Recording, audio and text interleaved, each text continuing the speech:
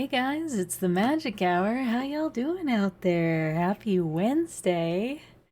It's the hump day. It's the day to get over the hump. We're halfway through the week already. And I hope your week's going well so far. I know mine is. So, what are we up to today? Well, we're back in court yet again, playing more Phoenix Wright Ace Attorney Justice for All. That's the second game in the Phoenix Wright series, right? The original trilogy. So, let's see. We gotta load our game up here.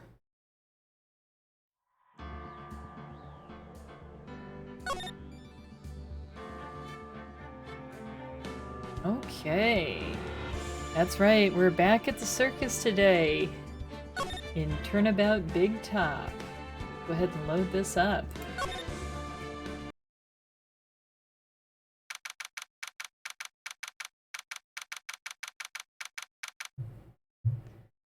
All right, great.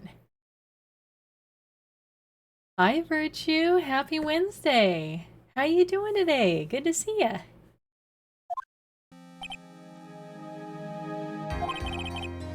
Good morning, Max. Max? Milk. What? If I don't have a glass of milk before I go on stage, I just can't function, sweetie. Stage? Don't worry, there won't be a stage. All you have to do is sit down. I guess. Nick. Max is really nervous. That's understandable. Hey, my sweeties. What? You don't think I should fly, do you? Huh? You know, you gotta make a good first impression. Yeah, I don't know that flying into the courtroom is gonna do anything for you here, bud. When I enter the room, maybe I should fly in and warm up the crowd a little. Well, I guess there is something to be said for charisma in the courtroom. No. We can't be having you flying around the courtroom. It just wouldn't be right. Imagine if you hit someone. Don't worry, Max. Just do what Nick says and everything will be okay. Hold on just a second. I need to check on one more thing. Alright. Hey! How you doing, Riza? Happy Wednesday! Good to see you. How's your day going so far? Don't worry, Max. Just do what Nick says and everything will be okay. Oh, sweetie. What is it this time, Max? Why don't you try flying into the courtroom? It's been rough, huh? Oh, I'm sorry to hear that. Hey, don't worry. The day's over. You can chill now. And whatever it is that was troubling you, I promise it will not come up in here, alright? And we're amped to see you!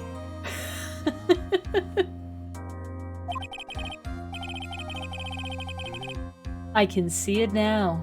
The dashing young lawyer flying fabulously in from above. One glimpse of that and everyone in the room will be on your side. Oh my gosh, I forgot that you added those Ace Attorney sound effects. That's perfect. Oh, that's really good. Oh, Max, really? No one needs to fly today. Nick? What's with that look in your eyes? I like the sound of that. Dashing young lawyer flying fabulously.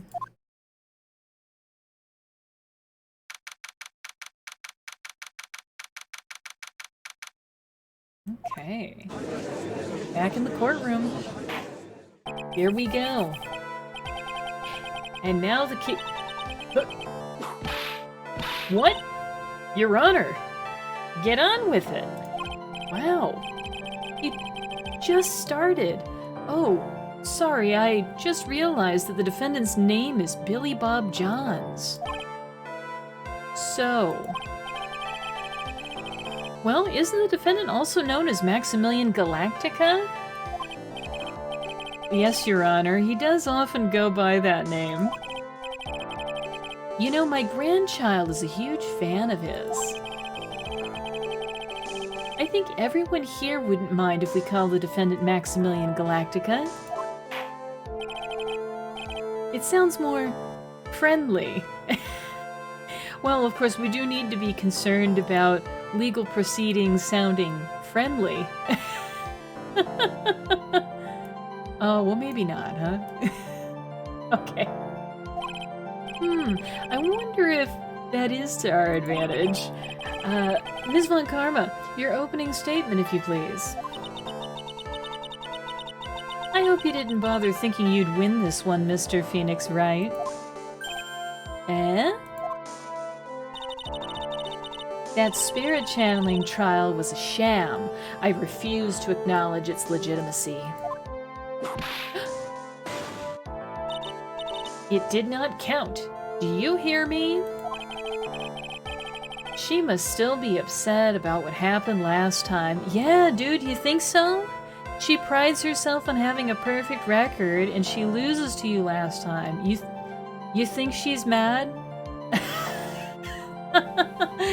She big mad, as they say. You have no chance. Zero. Zilch. Nada. I'm not losing this case. Why, you ask? Because it is not in the nature of a Von Karma to lose at anything. I hate to tell you, lady, but not only did we dunk on you, but we dunked on your daddy too, so... I don't know about that. I guess being born with the name Von Karma is a free pass to be arrogant and annoying. Ooh, Maya. What a burn. Watch and learn, Mr. Phoenix Wright. I'll show you the textbook procedure for proving how absolutely guilty you are. Me? Guilty? What are you talking about? It will be my ultimate revenge. But it's not like it'll bring her dad back. There, opening statement complete. Now let's hurry and wrap up this waste of time. Very well, you may call your first witness, Ms. Von Karma. Detective Dick Gumshoe, get up there, now. Whoa! She's scary. Sorry to keep you from work, as I'm sure you need every penny you can earn, Detective. Oh gosh. Yeah, that's right. Poor Gumshoe. He had his salary, upcoming salary increase docked because he crossed Edgeworth last time, right? Don't mention it. It's no trouble at all. I've been looking forward to this. Very well. I'd like you to begin by shedding light on the events in question. At your service, sir. All right, Detective. You may proceed with your testimony.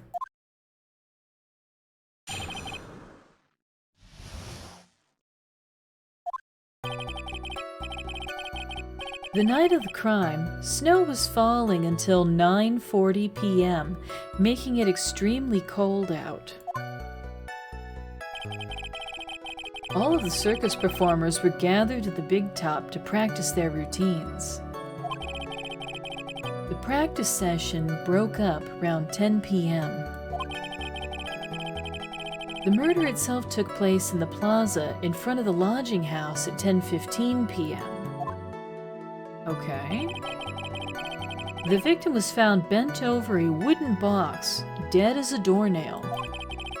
The cause of death was Blunt force trauma that snapped a vertebrae in his neck. Yikes, so he got hit so hard it broke one of his vertebrae. And it killed him. Okay, wow, that's pretty hard.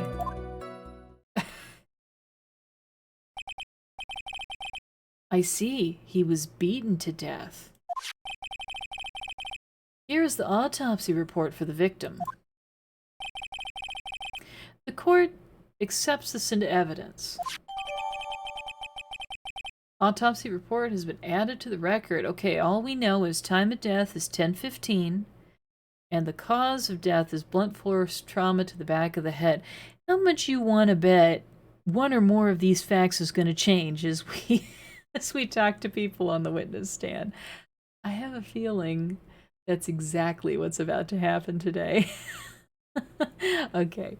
All right. Well, let's see. A blunt object.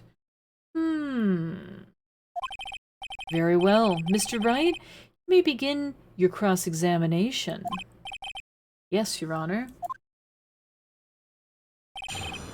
Okay. Well, we're getting details. The night of the crime, snow was falling until 9:40 p.m., making it extremely cold out. Tell me more, my dude.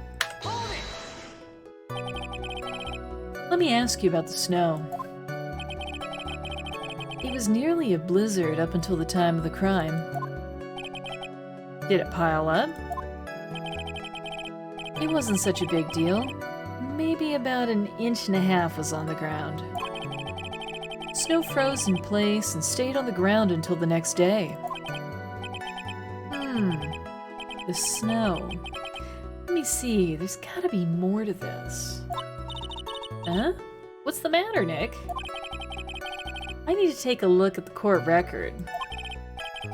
Mr. Gumshoe, what were the members of the circus doing on the night of the crime?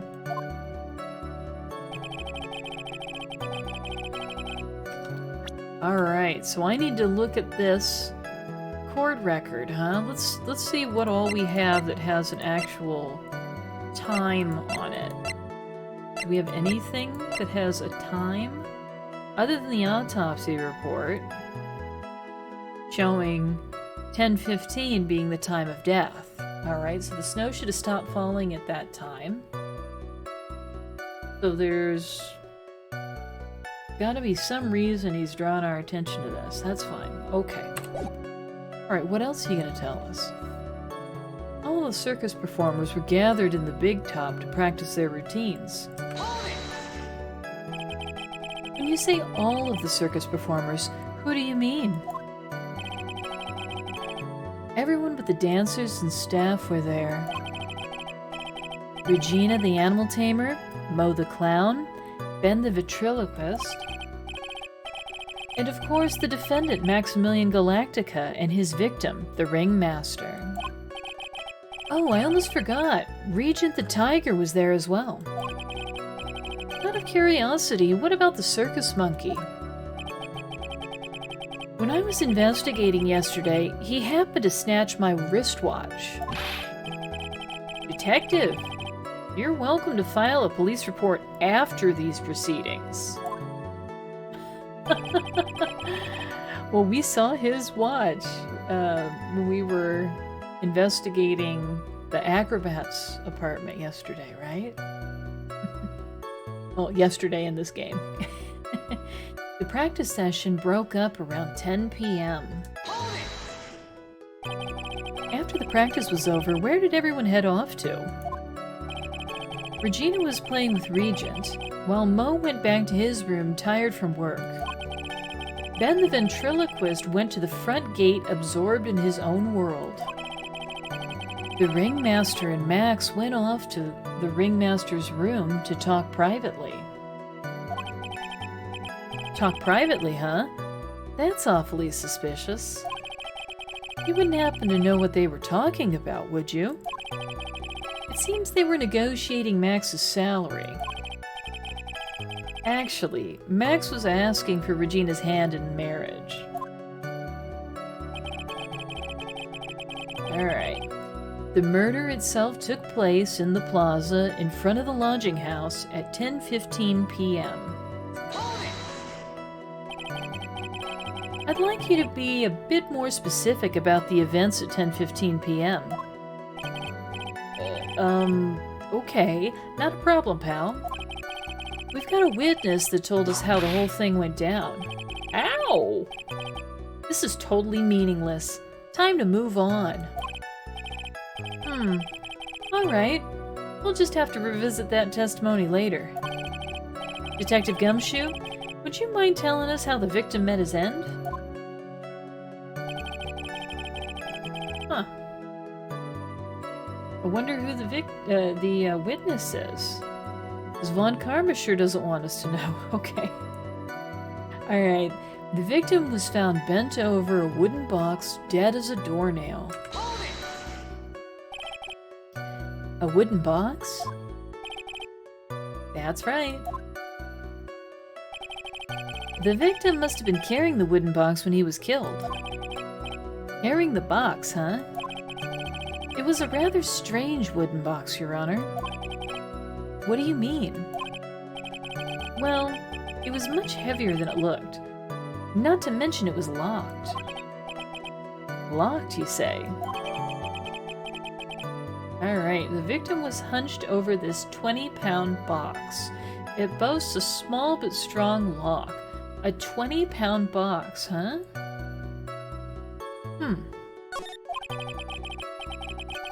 This may be my only chance, so I might as well ask some questions. Golly. Well, I could ask about the wooden box, I could ask about the lock, or I could ask, what's in the box?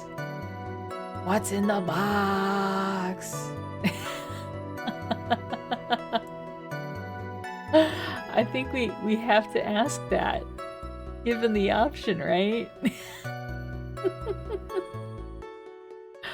Oh, by the way, I meant to tell you that I had enabled text-to-speech for bit donations over, I think it's 10 bits. It'll read text-to-speech out loud. So, just so you're aware, Virtue. Can see if that works. Alright, okay, we gotta ask, what's in the box? Tell me. Do you mind telling us what was inside that box? Hi, D-Bone. Yeah, I'm huge, huh?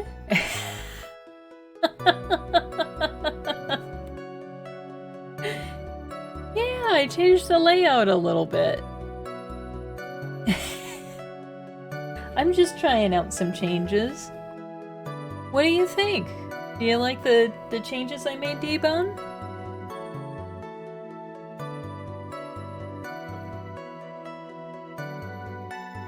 Do you mind telling us what was inside that box? Well, when we found the box, it was locked tighter than Fort Knox. So we took it back to the station and cracked it open. All that was inside was this little bottle. Bottle? What is that, Detective?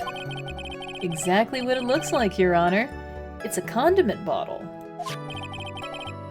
What's inside the bottle? It's filled with pepper. Pepper? Why in the world was it locked in that big box? There was only one little bottle in that huge box? I wonder if it has some sort of special meaning. Alright. Small seasoning bottle found inside the wooden box the victim was hunched over. Contains pepper. Alright, so he was, like, the body was found slumped over this box. Okay. Very strange.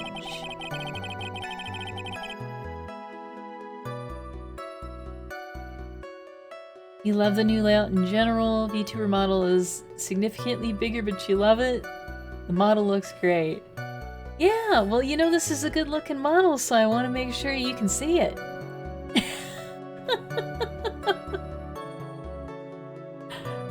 I think I'm cute. Alright. The cause of death was blunt force trauma that snapped a vertebra in his neck. Gosh, that's brutal. Tell us more. According to the autopsy report, the murder was a blunt object, correct? You've done your homework, pal. And you haven't found this murder weapon, have you? The police are searching for it as we speak. My theory is that it is something the perpetrator ran out. Alright. You would think so, especially since you didn't find it on the scene. No. I bet he made it disappear with magic.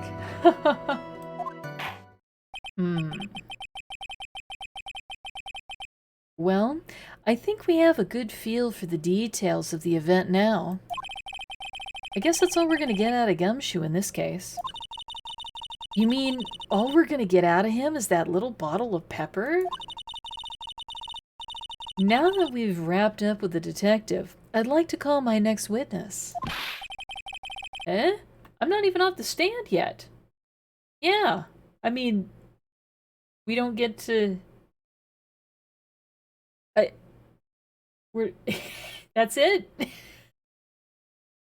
I guess that's all she wrote. Obviously.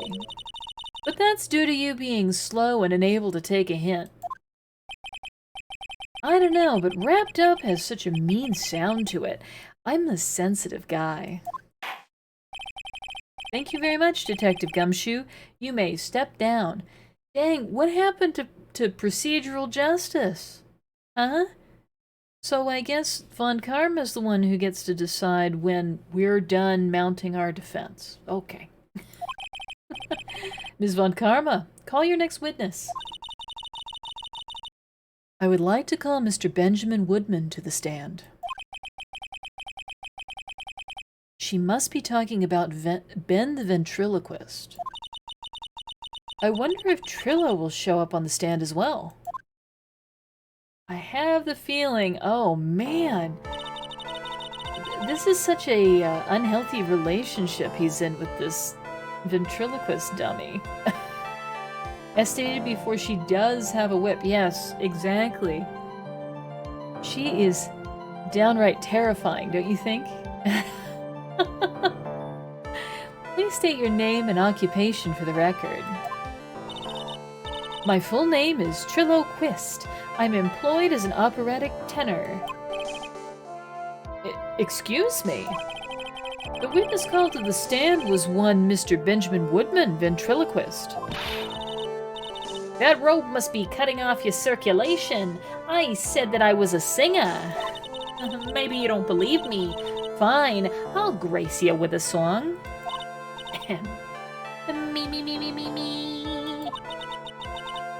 The world of the law, exciting and daring, guilt or innocence. Decided by a judge dressed up as a woman. Well, what do you think? Dang, I don't know what that's supposed to mean. Dressed up as a woman, huh? He's stunned. It had a good rhythm. It's just the lyrics. They leave something to be desired, so to speak. Yeah, I think you're right on the mark there, dude. Trillo, you know better than to insult a judge. Shut up. Just look at your nose. You'd think they'd have the sense to fix it. It's so ugly I want to punch you in the face on the off chance swelling would help. You know that your nose is the reason you'll never be an A-list star. Dang. It's got some body image issues, it sounds like. Celebrities must really enjoy saying everything that flashes into their minds. What's going on here? Order! Order! I demand to know who the witness is. Don't worry about me, sir. I'll let Trillo handle this. I'm not worried about you one bit. Ow! You won't get anywhere trying to figure out this witness. Now let's proceed. Ow. Okay. Once practice was over, I left the tent with the stooge. I mean clown. Once we got to the lodging house, I ditched him and went back to the plaza's entrance. That's when I saw Max, heading towards the scene of the crime. Oh, look how shocked he is in the picture. He's like, oh! We assume this is Max, right? He was the only one headed that way. How could that punk not be the killer?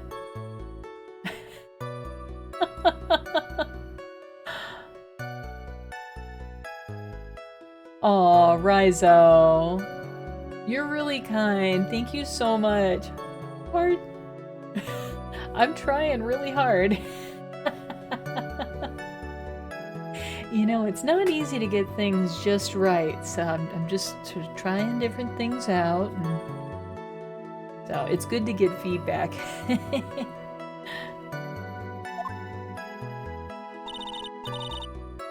Then the police showed up and took Magic Boy away. You saw Maximilian Galactica headed towards the scene? You're sure of that? Without a doubt. He had on his silk hat, cloak, and the dumb white roses on his chest. How can you mistake someone with that crazy getup and his nose stuck up so high? Victory!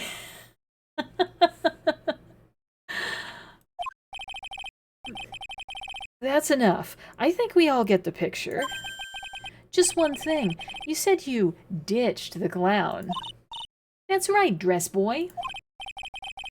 Well, since you weren't with him, couldn't that mean the clown committed the crime? He's got a point. What a shame. It was a nice theory, but the clown can't be the culprit. Why's that? Here's absolute proof. A silk hat?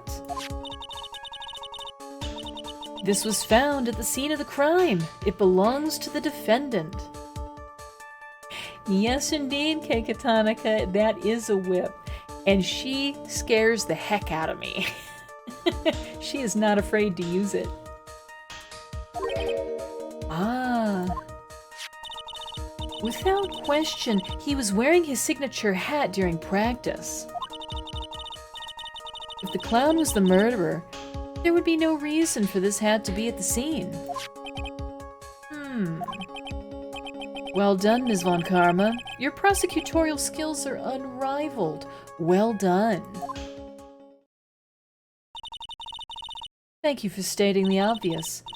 Mr. Phoenix Wright, what do you have to say? Okay. I guess she's the boss again today. All right.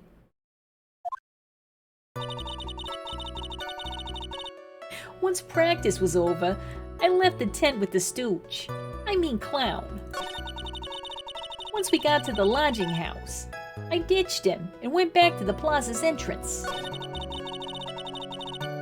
That's when I saw Max heading towards the scene of the crime. He was the only one headed that way. How could that punk not be the killer? Alright. Tell me more, my dude. You saw Max and only Max, right, Trillo? That's right. And that makes him the killer. There was only one person headed that way that night. That makes quite a bit of sense and makes Max one suspicious character. There's more to this story than meets the eye. Is there something amiss in this? Okay, well... He only saw Max, huh? Well, he should have seen more than just Max, right? Oh, yeah.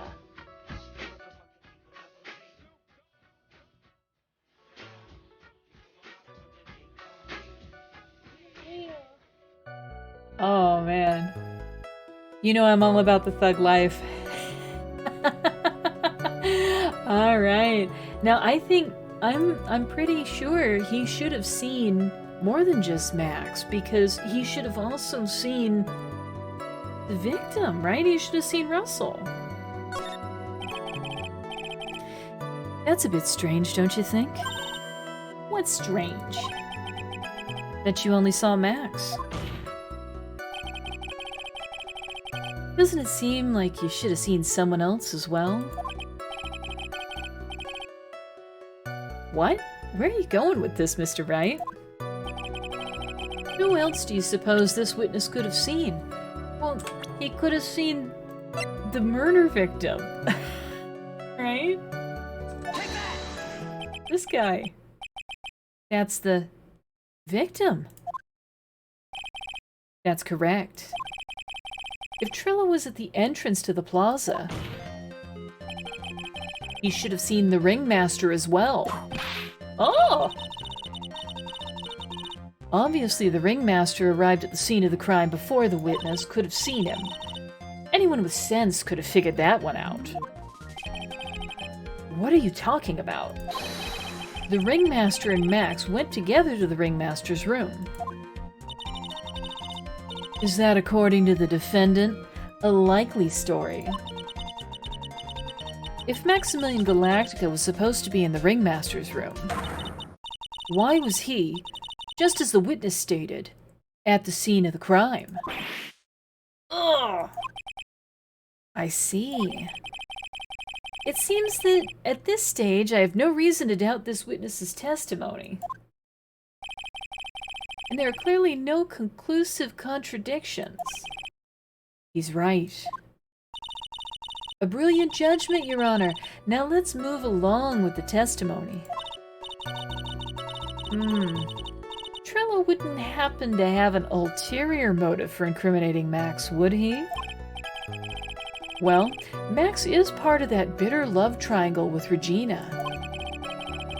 Which is probably why Max conked him over the head. Nick? Wasn't Ben the one who got knocked over the head? Yeah, I think so. I don't know anymore. Once practice was over, I left the tent with the stooge. I mean clown. Once we got to the lodging house, I ditched him and went back to the plaza's entrance. That's when I saw Max headed towards the scene of the crime. He was the only one headed that way. How could that punk not be the killer? Then the police showed up and took Magic Boy away. Okay. Around what time did the police arrive at the scene? I suppose that would have been around... Hey, what time was it? Huh? I think it was around... I'd say a bit after 10:30 p.m., I think? Practice ended at 10 p.m., so you hung around the lodging house the entire time? I guess that sounds about right. Wasn't it awfully cold? I can't believe you just stand outside in that weather. Well, the truth is... Will you shut up, you big-nosed dope? Why are you telling him anything extra? Why can't you believe that we just stand outside in that weather? Well, maybe you were waiting for someone. What? Who said we were waiting for someone? I know, D-Bone. It seems like high stakes for us to be guessing about anything at all, right? Mr. Phoenix Wright, we can all do without your offhanded theories. But this witness, he's cracking under the pressure already. I'm on to something. Mr. Wright? Oh, hi, it's the Heart. How you doing? Happy Wednesday, dude. Alright, who do you suppose the witness was waiting for out in the cold that night? He was looking for his bae. Right here, this gal. This chick right here.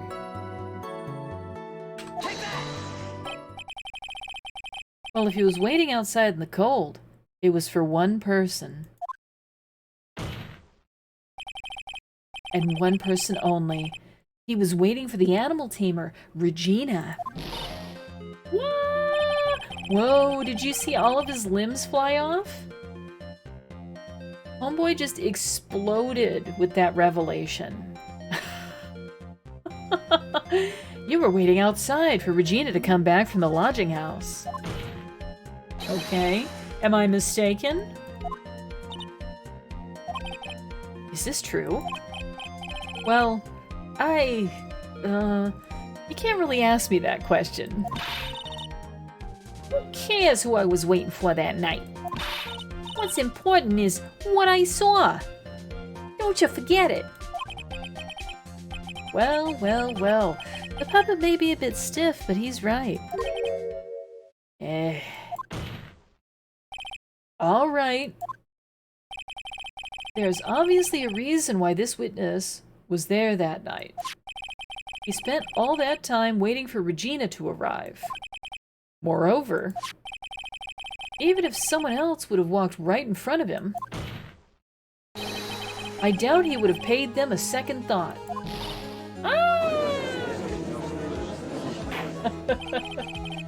That makes perfect sense.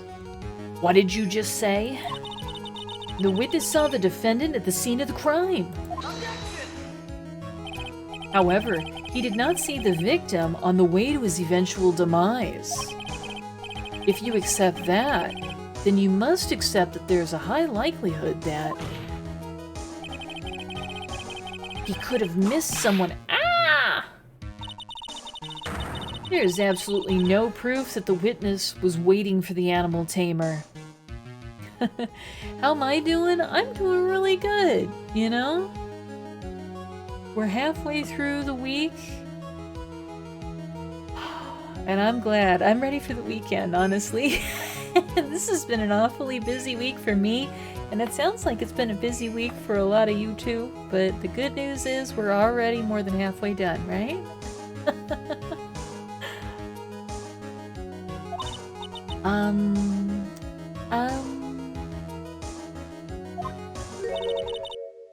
I guess you got me.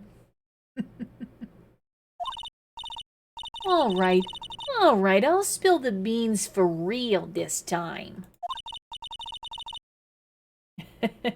Yes, that's right. Soon I can play unpacking in real life. Yeah, I'm not too amped to play that game in real life. I like to minimize my game time with packing and unpacking, you know? It's exhausting. It's true. I was waiting for Regina. A pain. Don't volunteer things.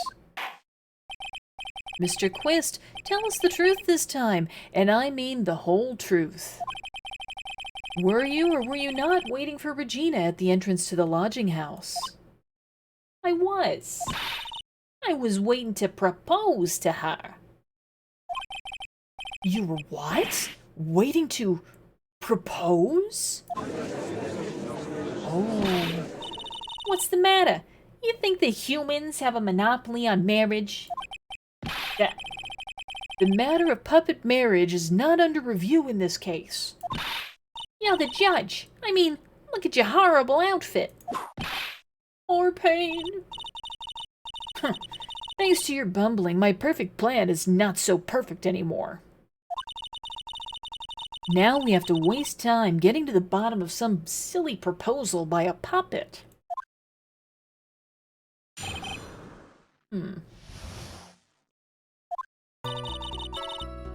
Don't be so surprised that I was gonna propose to Regina.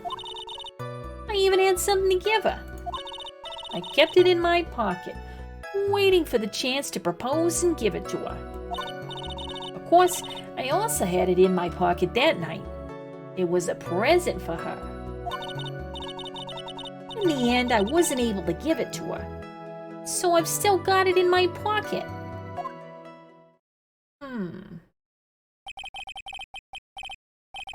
You were going to propose. You, a puppet. Don't be so obtuse. Just 'cause I'm a puppet doesn't mean I can't love. I guess you're right. Just because I'm old doesn't mean I could propose to her too.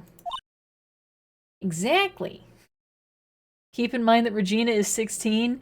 Yeah, this whole situation is really bizarre, right?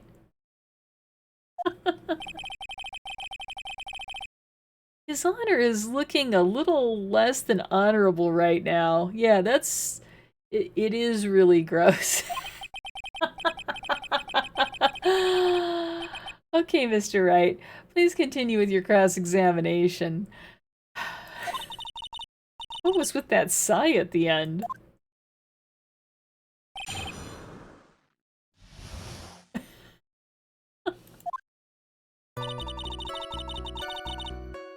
Don't be so surprised I was gonna propose to Regina. I even had something to give her. What'd you have to give her? I might regret asking.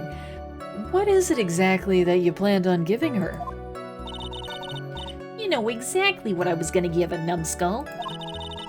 The only thing I could find that could match Regina's beauty.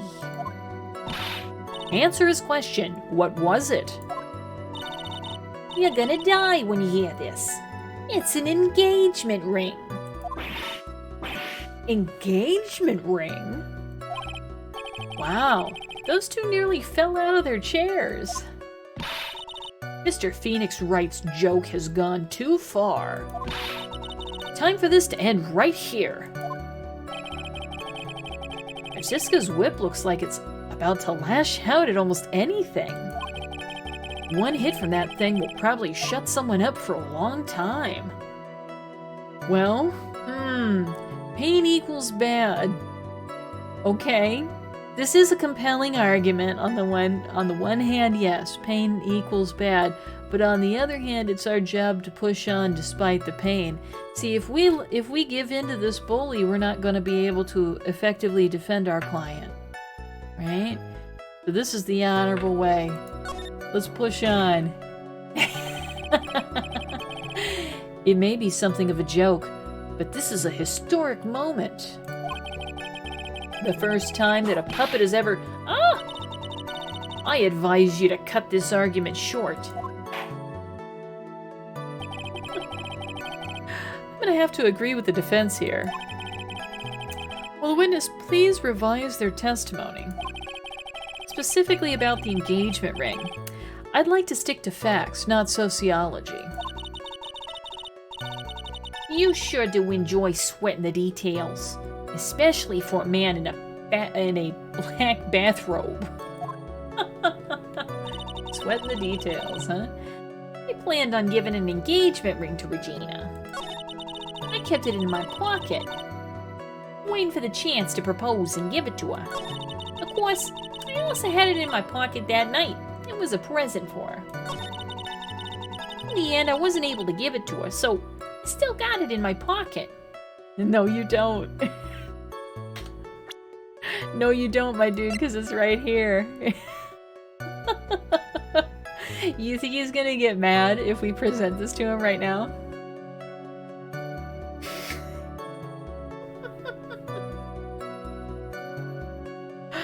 I have to. I have to. Okay.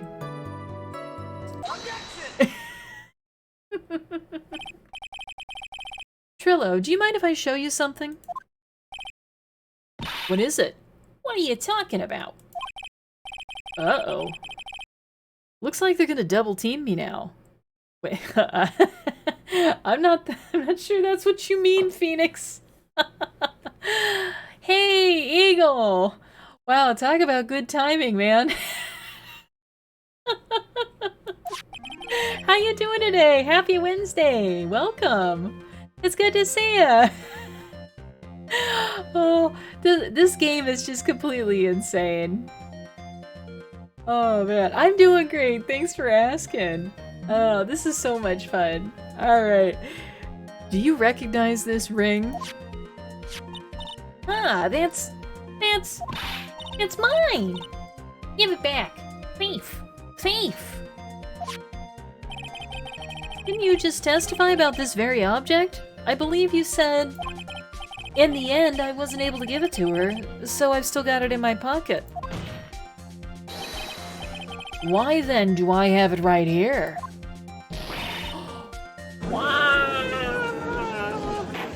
Yes, that's right. Yeah. Well, we have brought up the whole fact that this is a landmark case. We want to know, is there any kind of precedent for human puppet marriage? Trillo here wants to get married to Regina. This is of great controversy amongst the folks in the courtroom. Yeah, it's really crazy. But they're really not here to rule on those sorts of issues. You know, that's sort of beyond the purview of the court today. To determine the legality, yes. Alright. What is going on here? It's... Ben, say something. Don't put me on the spot like that, Trillo. I found this in Money's room. Money's room? You mean a room they put money? Like a bank vault? That filthy monkey is gonna get what's coming to him. Watch Trillo go to Congress to make puppet human marriage legal? Yeah, well, it's a civil rights issue. Well, let me tell you this, D-Bone. I gotta say, if puppets are sentient, like Trillo appears to be, who am I to say no? Oh my gosh. That guy has more going on than Ben.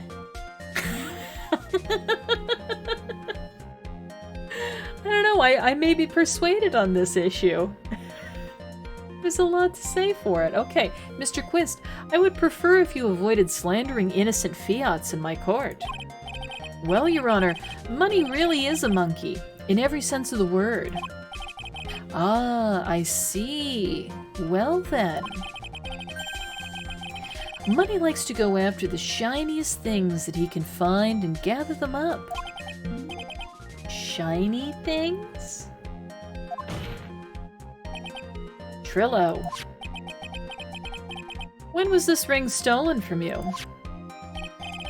Hey, welcome back. Well, I suppose it was that time, you know, that night, the night of the crime. What did you just say?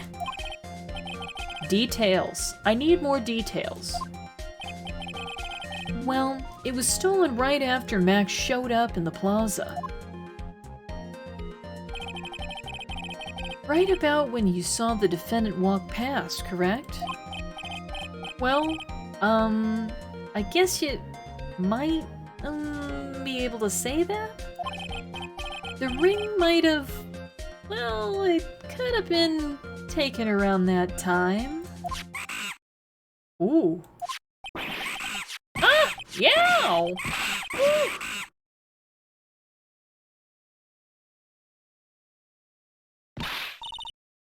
Ben, what's with you? Oh, whatever. It has nothing to do with anything, especially not who committed the murder.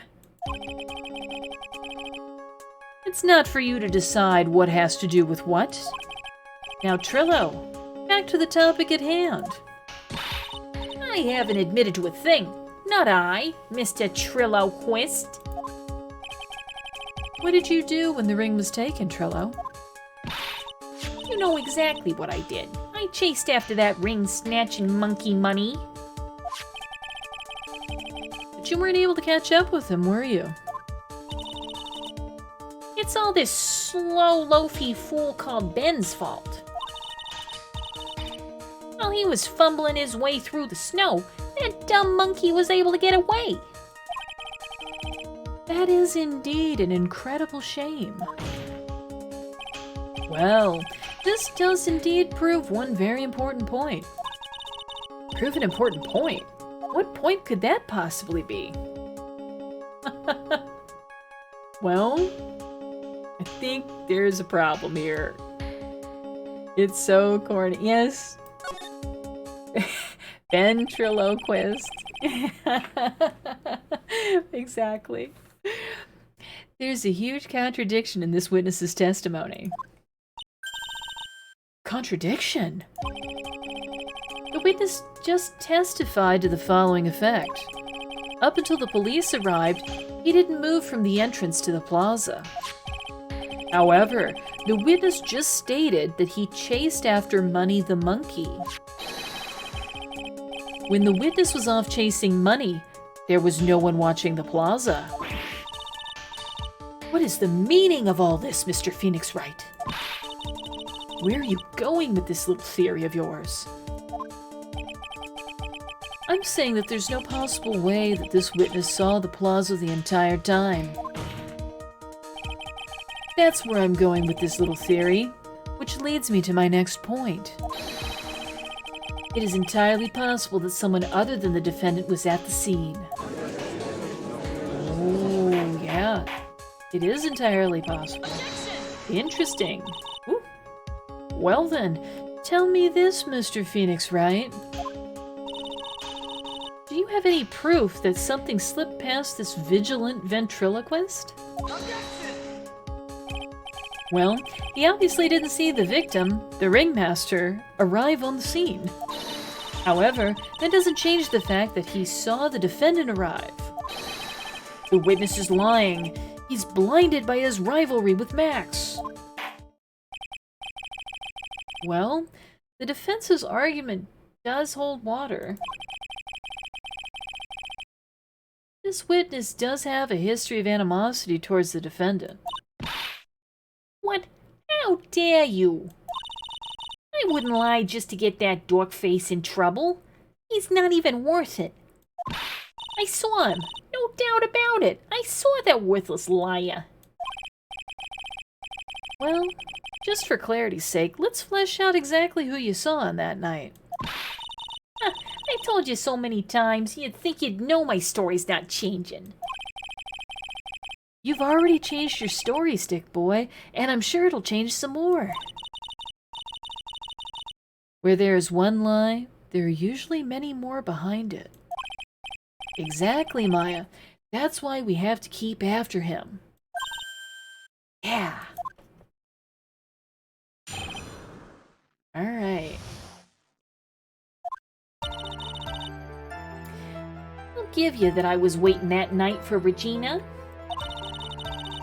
But that doesn't change the fact that I saw Max in the plaza that night. He showed up after I'd been waiting there for about 5 minutes. Said good evening to him, but he didn't even acknowledge my presence. Forget about it. Forget about it, Eagle. As far back as I can remember, I always wanted to be a gangster. You like that? Alright. I'm absolutely sure it was him. I saw Maximilian Galactica at the scene. There's no way I could mistake someone wearing those 3 ridiculous symbols. Well, I aim to please. Thank you. Thank you. Thank you so much. Yes. So that means Money didn't show up until after you saw Max? That's right. Money ran up less than a minute after I saw Max. Then Money snatched the ring, And you went chasing after him? How long was it until you came back to where you were waiting? Well, let's see. I'd say about... I suppose 5 minutes? I think.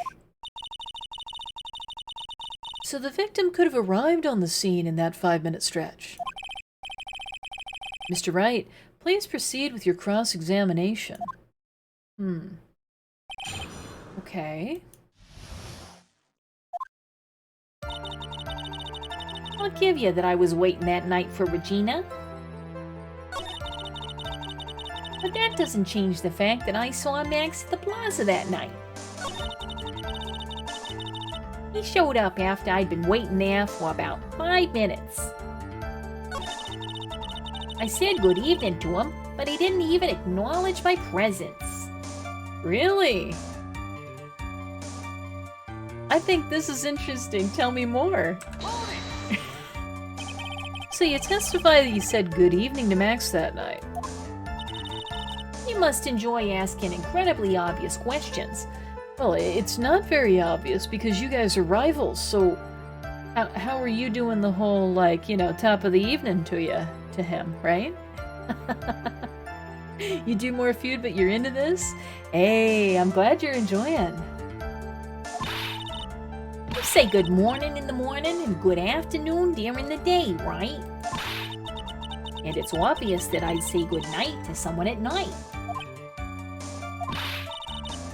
What, Ben, you got something to add? Let me guess. That's not it, Trillo. You have to say good evening at night. I'm sorry, Trillo. Mr. Quist, I would prefer if you kept your ventriloquist act outside of the courtroom. Yeah, I don't think many judges would put up with this whole ventriloquist situation. Impossible. A performer lives and breathes his performances. You should know better. There's gotta be something wrong with this bit of testimony. Well, I don't know. I think it's the evening greeting. Isn't that a bit strange to you? What do you mean? Well, if you hate Max so much, why would you bother being nice to him? Yeah, right? It strikes me as somewhat strange. Why would it strike you as strange?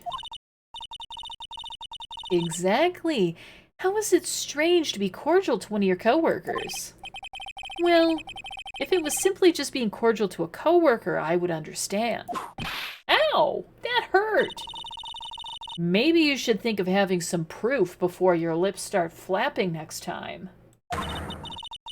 Proof is everything in this world. You should have learned that back in grade school. Ooh, my feelings, gosh. There's no reason that Trillo would ever say something nice to Max.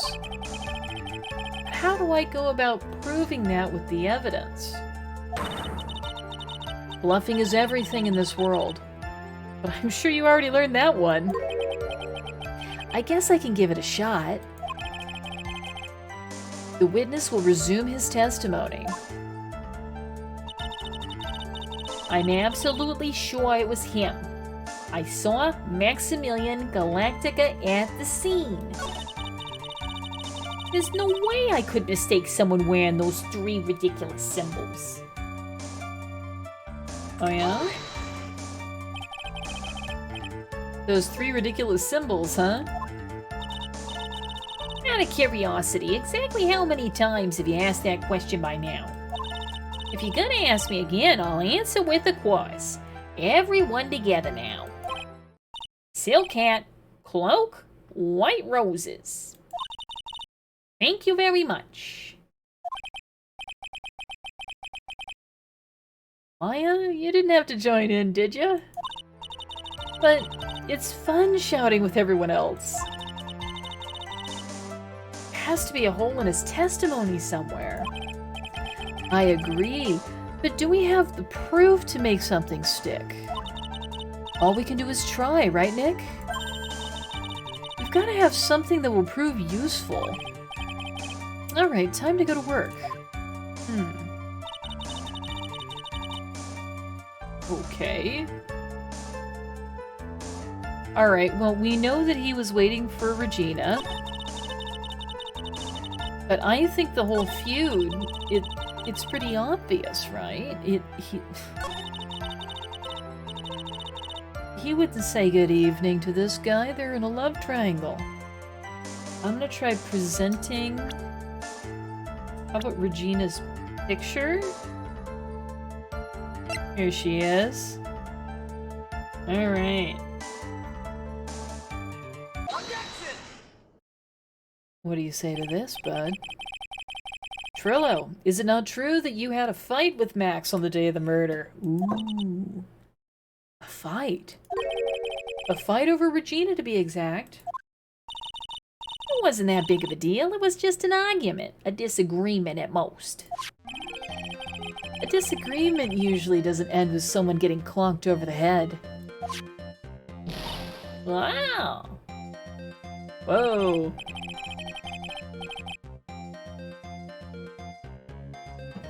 That morning, Ben got clobbered over the head by Max, didn't he? What? Is that an admission of assault and battery? Ouch! Before we handle that, we should wrap up the defendant's murder charge first. The truth is that on the day of the crime, the defendant and witness had a huge fight. There's absolutely no way they would have suddenly become cordial that evening. Moreover, just consider the personality of the witness on the stand. There's no way a puppet this lewd would just stand up and say good evening to his rival. What? Are you saying this witness is lying? That he's trying to frame the defendant by claiming to have seen him at the crime scene? I didn't tell a single lie, honestly. I just... That's enough from you, Mr. Quist. Mr. Wright? Yes, Your Honor? Let's clarify this testimony for the court. Could you explain your theory about who the witness actually saw that night? Alright. I think it was probably someone else. If he said hello to somebody, it was not Max, right? So he must have seen someone else.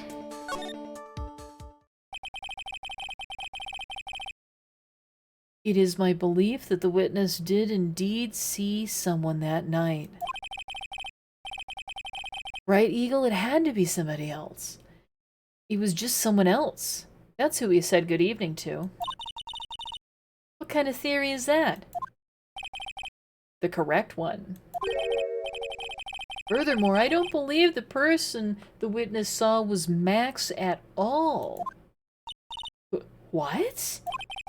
If he had truly met Max that night, there would have been no greeting at all.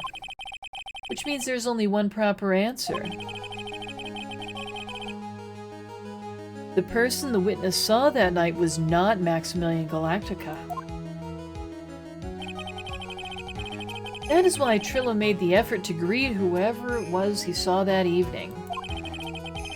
Or good evening, as he put it. What in the world? You? Would the defense kindly explain who it was Trillo saw that evening, then? Well, there's a really short list of people Trillo would have been that formal with, right? Good evening. I think it's probably gotta be him, right? It's gotta be the boss, because he had planned on going to the boss and asking for Regina's hand in marriage, right? And this is Trillo, this is the puppet saying good evening, right? You like mustache guy? Yeah, it's all in the stash. I think the stash is calling to me here. Let's go ahead and present Russell Berry's profile here. Considering the ill temper of this witness, there is only one person he would greet. It must be Regina. It's Regina, right? She's so cute. No, Your Honor. it is not Regina. If it was Regina, Trillo would have given her the engagement ring as a present. Oh, yeah. I suppose you got a point there. Mm-hmm. All right. It was Russell Berry. The victim himself, was it not? Mm-hmm. You are correct. It was indeed Russell Berry. The person you saw that evening was the victim, the ringmaster, Russell Berry. That's why you greeted him, Trillo. Isn't that correct?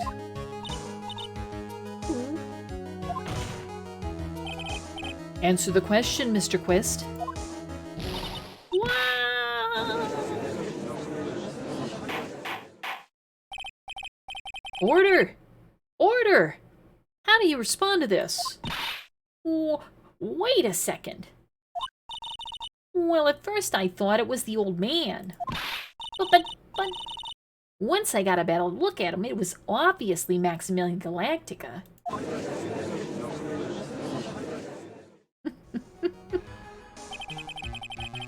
I think it is high time that we clear the air about this question.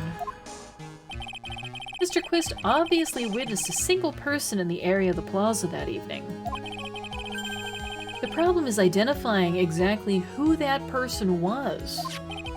Was it Maximilian Galactica? Or was it the ringmaster, one Mr. Russell Berry? The prosecution argues that it was the defendant that the witness saw that night. The witness has clearly stated that he saw the defendant's 3 symbols. 3 symbols? Well, all right, this is getting old. Come on, man. You gotta remember them by now. Here we go again. Everyone, all together now. Ow! Yes, yes, we know. The silk hat, cloak, and white roses. A silk hat and a cloak? Anyone could wear them. They'd even look good on me. What was that? Well, the witness has endlessly repeated that he saw Max's 3 symbols. However, how do we really know it was Maximilian Galactica? It could have been someone else dressed up as him. Possibly even Russell Berry. What? Ms. Von Karma. Do you have clear evidence that the person this witness saw was the defendant? Well, If that's the case, then it is impossible for me to make a judgment at this point. Yes, I think we finally won a point in this one. That is very unfortunate. Huh? You're just a little too excited for your own good, Mr. Phoenix, right? What do you mean by that? You merely established one thing from this witness. You established that this witness saw one person in the plaza that night. I applaud you on your effort, but who that person was can only be answered by the next witness. Huh? Your Honor, the prosecution will provide, beyond a shadow of a doubt, an answer to that question, and evidence that clearly establishes one thing. That there is no one other than Maximilian Galactica responsible for this crime. Ooh. Very well. The court will take a 10-minute recess. During that time, I request the prosecution prepare their next witness. Court is now in recess. Yeah. Oh, to be continued. You know what that means. Time to save. Alright, let's save our game here. Yeah, things are really starting to heat up.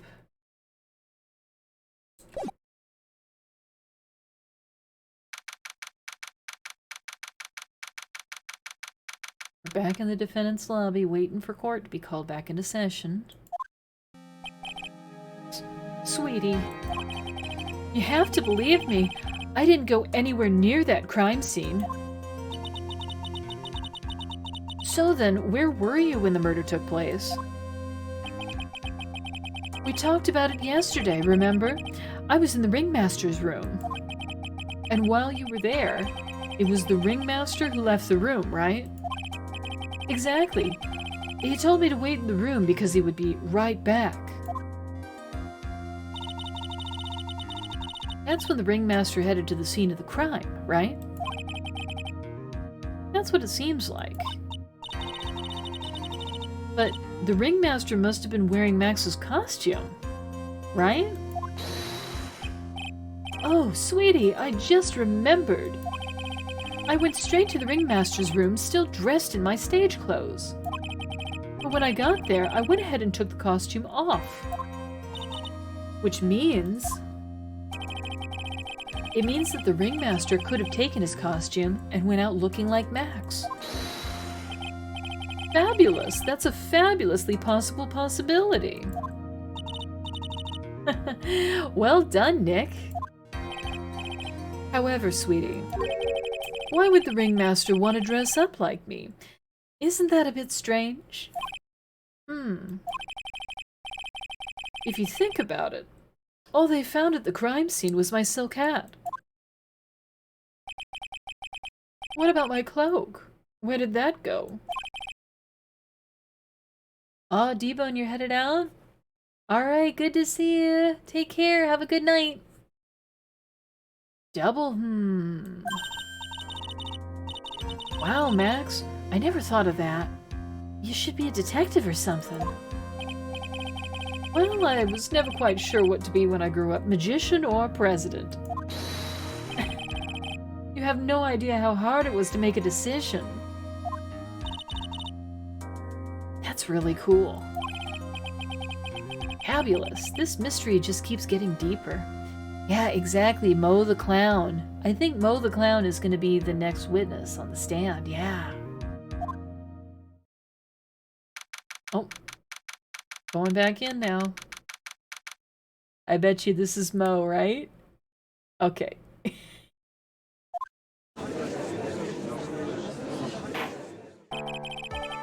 Now that everyone is back, let's get started. The court is now back in session. Ms. Von Karma, please proceed with the prosecution's case. Very well. I now call my next witness. A pitiful clown with the unfortunate distinction of having seen the entire thing. Will Mr. Lawrence Curls please take the stand? Oh, that's great. Okay. So, he goes by Mo, but his name is Lawrence Curls, so it's like a play on the Three Stooges, right? Like Larry, Mo, and Curly. Someone had fun naming the characters in these games. You like that? Why did she just call him a pitiful clown? Yeah, you don't need to hate on the clown. The witness will state his name and occupation for the court record.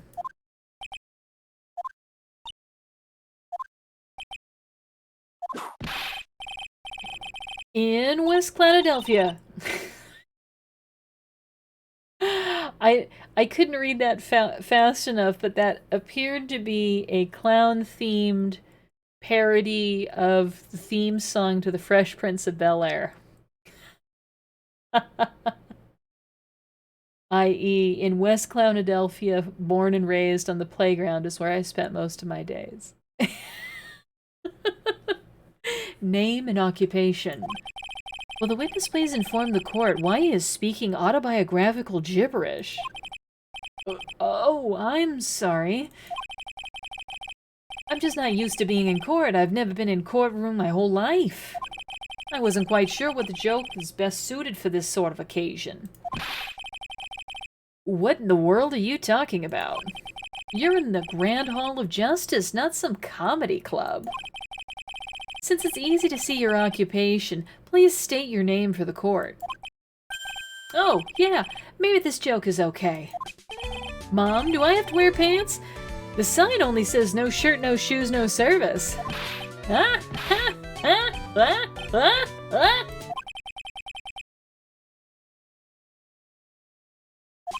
Okay, how about this? Have you met my proctologist? Dr. Seymour Blitz. How was that one? Ah, ah, ah, ah, ah, ah, ah.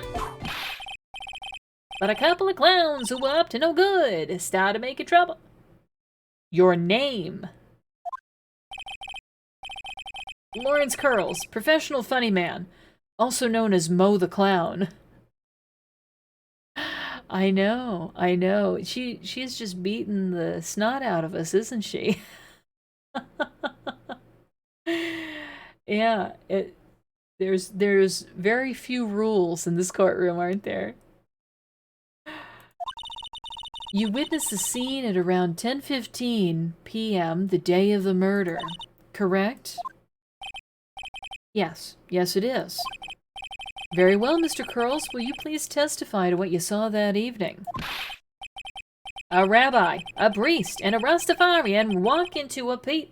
Without the humor, please. Okay. Poor Mo can't be his normal stoogey self in this court. Yeah. It's serious business only. No tomfoolery, no clownery.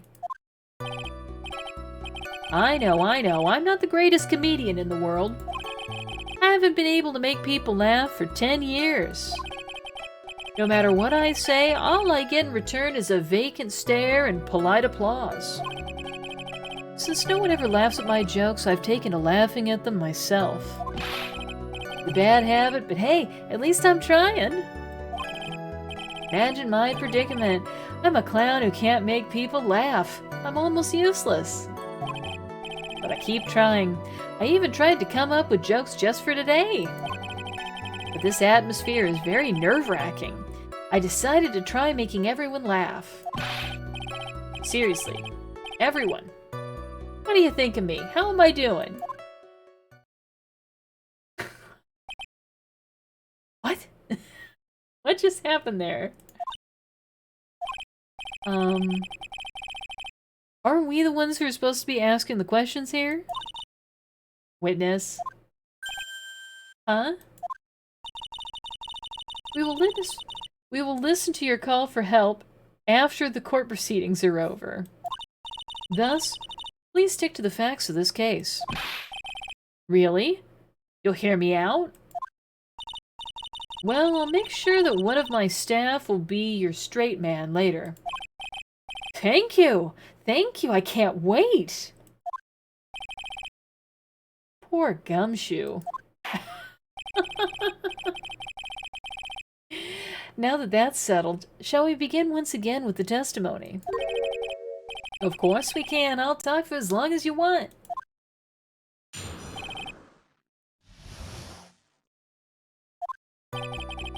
The night of the murder, after the practice was over, I went straight back to my room. You have no idea how tired I was that night. I was pooped. I thought I'd go straight to sleep, but before I did, I glanced out the window. That's when I saw two silhouettes. They were a bit far away, though. It was the ringmaster, and he was with Max, who was wearing his cloak. I kept watching them, and all of a sudden, Max clunked the ringmaster over the head. Wow. Huh. That's very interesting. If this eyewitness account is to be believed, I have enough to pass judgment right now.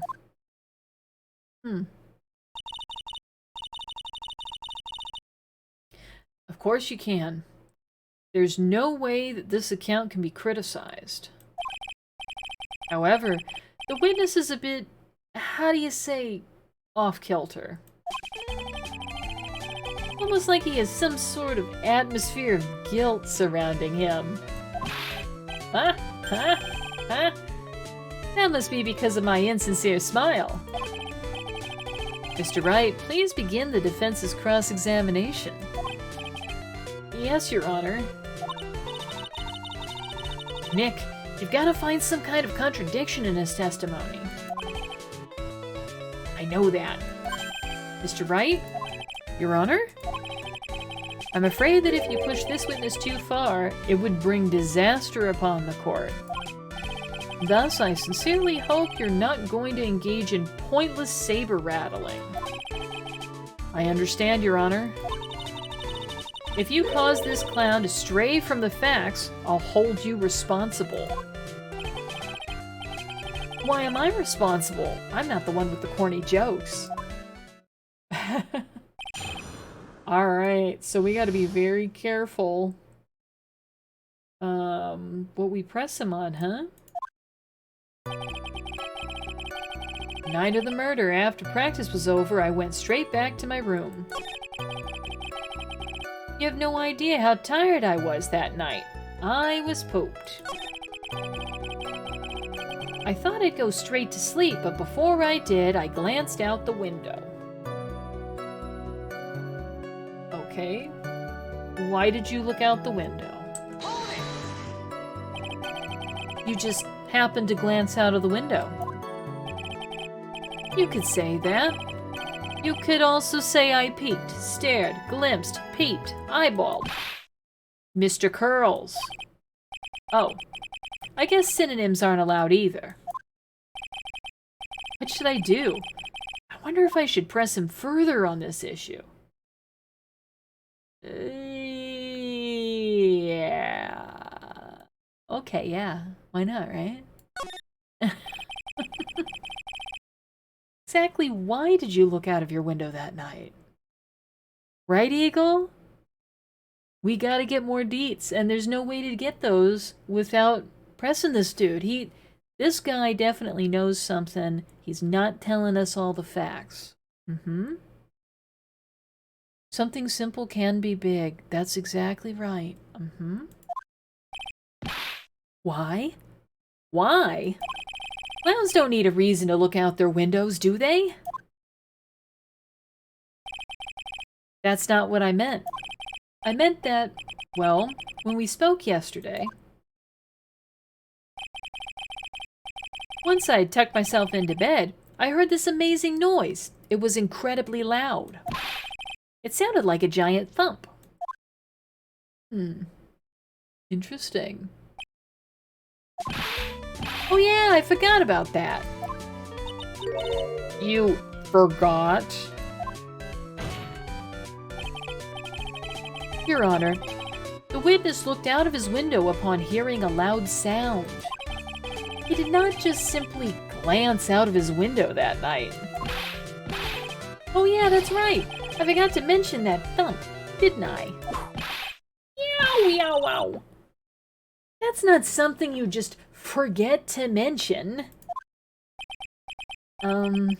Yeah, what she said. I believe it would be best if Mo were to revise his testimony.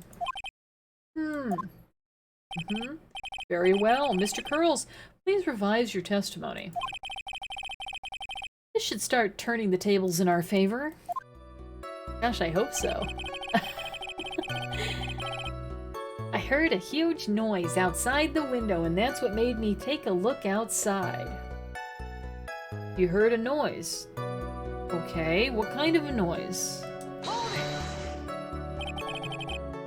What was the sound like?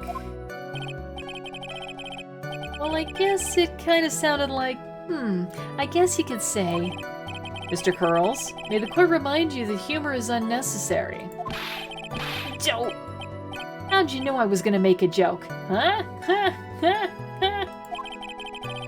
I guess that the sound sounded like I suppose it sounded like someone getting hit with something very hard. Yep, that's what it sounded like, honestly. Someone getting hit, huh? What then? You went to look out the window and you saw... That's when I saw two silhouettes. They were a bit too far away, though. It was the ringmaster, and he was with Max, who was wearing his cloak. Kept watching them, and all of a sudden Max clonked the ringmaster over the head. What did he hit him with, though? Because we haven't determined what the murder weapon is. And that's... Exactly. This story isn't adding up. So at first he says silhouettes. And silhouettes implies that he can't see who it is, right? Silhouettes implies that the lighting isn't good enough for him to see who it is. I think he's making the assumption that it was Max because it was somebody dressed up as Max, right? This whole situation is very sus. Mm-hmm. Yeah. Alright, so tell us more. You say you saw the ringmaster get clunked over the head? Yes, I did. It's the climax of my story. He really does enjoy the completely random non sequitur. What would you say the victim was struck with? You mean the weapon? I have no idea. A weapon wasn't found at the murder scene, right? That's not what I meant. You did say you did see everything, didn't you? You did say you did see everything. That's true. Well, yeah, I suppose I did. Wait, no I didn't. I didn't see a weapon. Mo, did you or did you not see the crime of murder committed that night? Objection! I will not permit you to harass my witness in this manner. You better have an excellent reason for attacking this poor clown. Because if you don't, you know what is waiting for you. A nice penalty. Oh? Isn't this a bit melodramatic? So what will it be then, Mr. Phoenix Wright?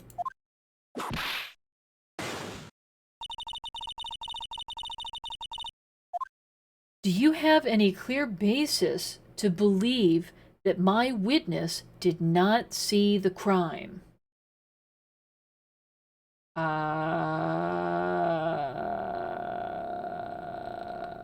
Yes. Yeah. To quote Tina Belcher from Bob's Burgers, yeah.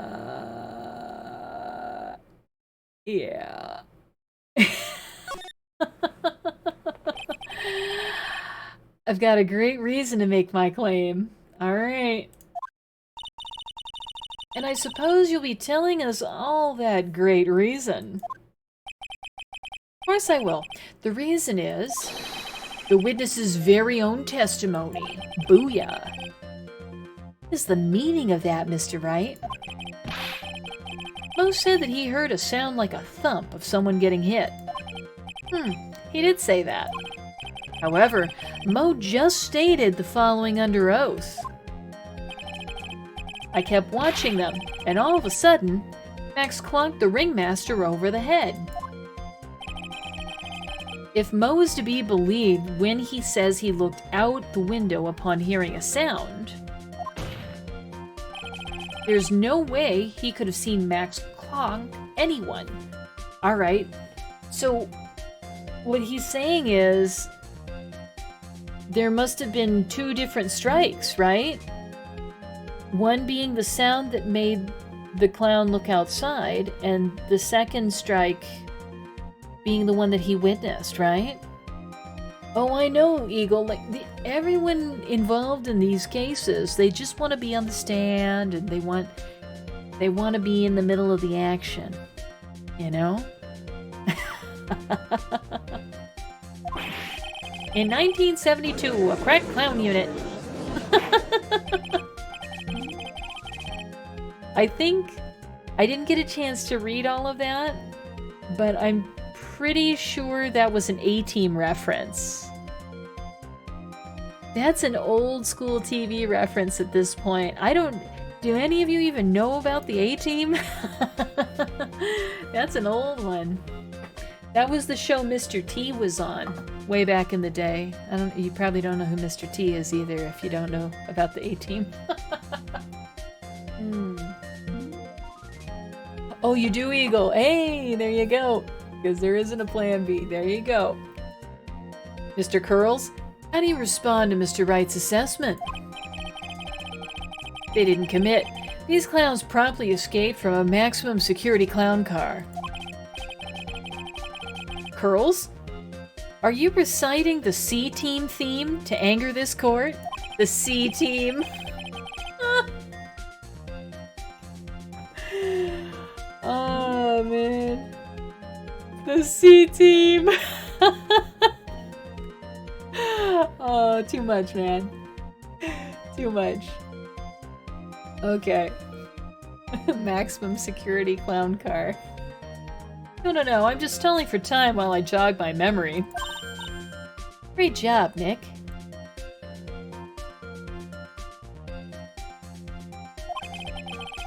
These types of witnesses always seem to have a selective memory. You just have to peel back the layers of the clown makeup to find the truth. Well, Ah, you're back from your jog? Well, it pretty much happened the way I said. Pretty much? When I looked out my window that night, the ringmaster was already face down in the snow. The prosecution helped me fill in the gaps of my statement. Oh, did she? Von Karma! Tampering with witnesses again? So now you're saying that you did not see the defendant Clonk, the ringmaster? Yes. When I looked out my window, the ringmaster had already checked out. Checked out? Yep. He was on permanent vacation, as they say. Mr. Curls. Your Honor?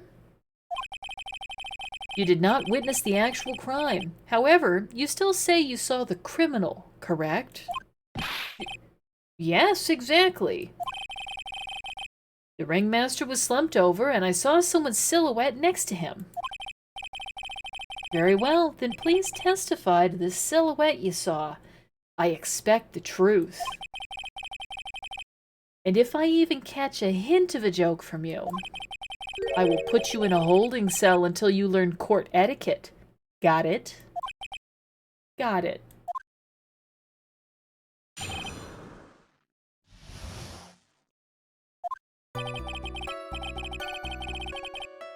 It was a bit far away, but that shadow could have only belonged to Max.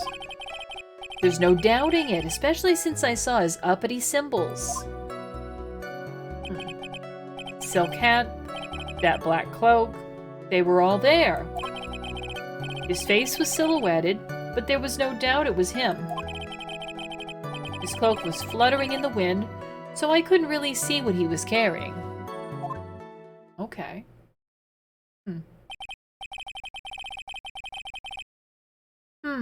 It does seem as if the defendant was at the scene of the crime. It took the clown long enough to get his facts straight. But whatever, this should finally be good enough. Yes? It is decisive testimony. Was Max really at the crime scene that night? He said he wasn't there. We have to believe in that. All right, Mr. Wright. Commence your cross-examination. Okay. Well, there's not a lot to this statement, is there? It was a bit far away, but that shadow could only have belonged to Max. There's no doubting it, especially since I saw his uppity symbols. His silk hat, that black cloak, they were all there. Wait a minute. Wait a minute. Silk hat. Black cloak. That's 2. What about the white roses? There should be 3 symbols, right? Hi, welcome back. Yeah. But Well, he's saying that he knows it was Max because he saw 2 of those symbols, but there's 3 symbols. So, I don't know if he saw Max. I think... Let's see here.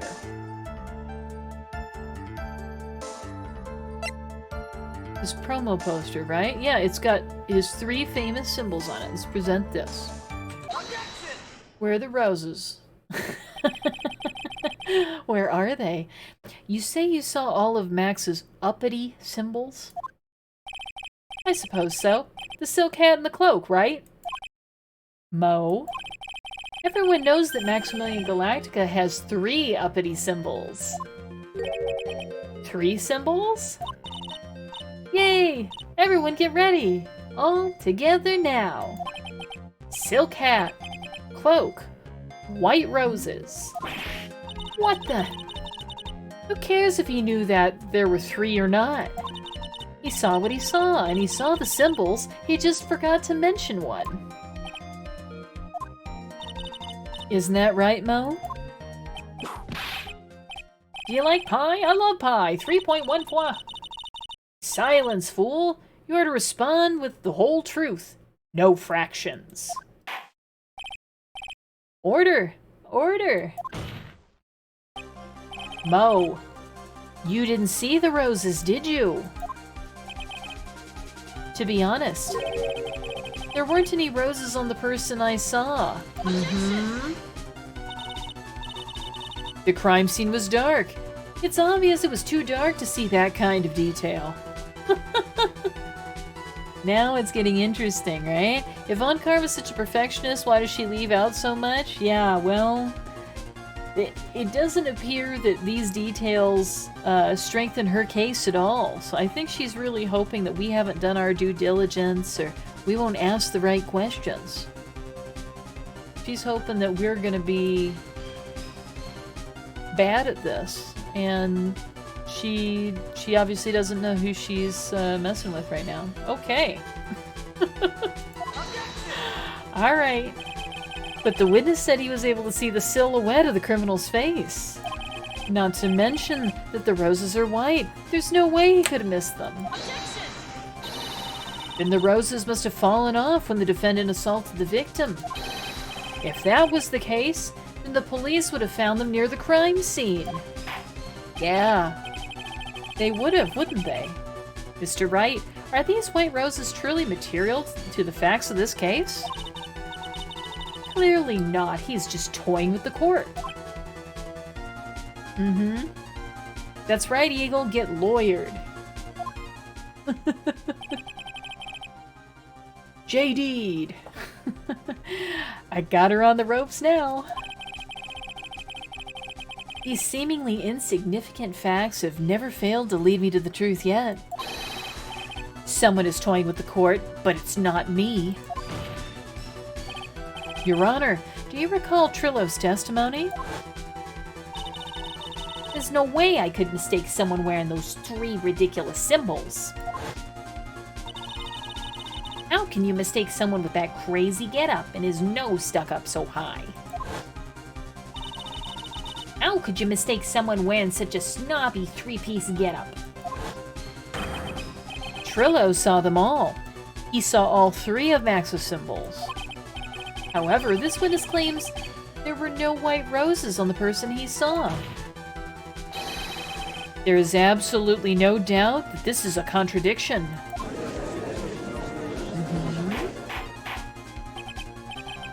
Very suspicious. Now what am I supposed to think? One is supposed to disregard the pointless, but this? Judge, forget the roses. Think about his other testimony. The witness has stated without a doubt that he saw Maximilian Galactica. Nothing else matters. Let's wrap this case up now. Your Honor, it may be trivial, but it does cast doubt on the prosecution's case. Okay. Frankly, I have my doubts about this witness. It seems that, unlike wine, the witness has not grown more mature with age. I'm not mature? I've come to a conclusion. I'm 99% certain that this witness saw the defendant. However, my remaining 1% of doubt is quite reasonable. Which means that for my peace of mind, I'm going to request a bit more testimony. What? If there are no contradictions in his next statement, I'm prepared to issue a ruling. A ruling? Nick, this is your last chance! Oh gosh. Okay.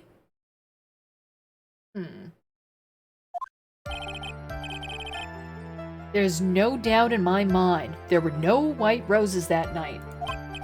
However, all of the other symbols were there. I'm equally sure of that. Especially the silk hat. There's no way I could forget seeing the decorations on it. He was wearing it the entire time that he was on the scene.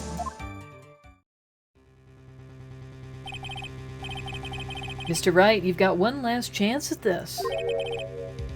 Just one chance? I will not allow even the slightest hint of badgering against this witness. You're going to prove to me that there's a contradiction with Mr. Curls' statement. You'd better have at least a shred of evidence to back up your accusations. Only got a single shot at this. I've got to be careful. I understand, Your Honor. One chance is all I will need. Alright, there's the confidence we need, Phoenix. Okay. Yeah, we've got one shot at this. We better figure out what the heck's going on. Alright. There's no doubt in my mind there were no white roses that night. However, all of the other symbols were there. I'm equally sure of that. Especially the silk hat. There's no way I could forget seeing the decorations on it. He was wearing it the entire time that he was on the scene. How can that be possible? If he was wearing it the whole time he was on the scene, how was this hat found at the crime scene? Is there more than one hat? This is a made-to-order hat. What's going on here? Okay, let's present this hat, because this story is not adding up right now.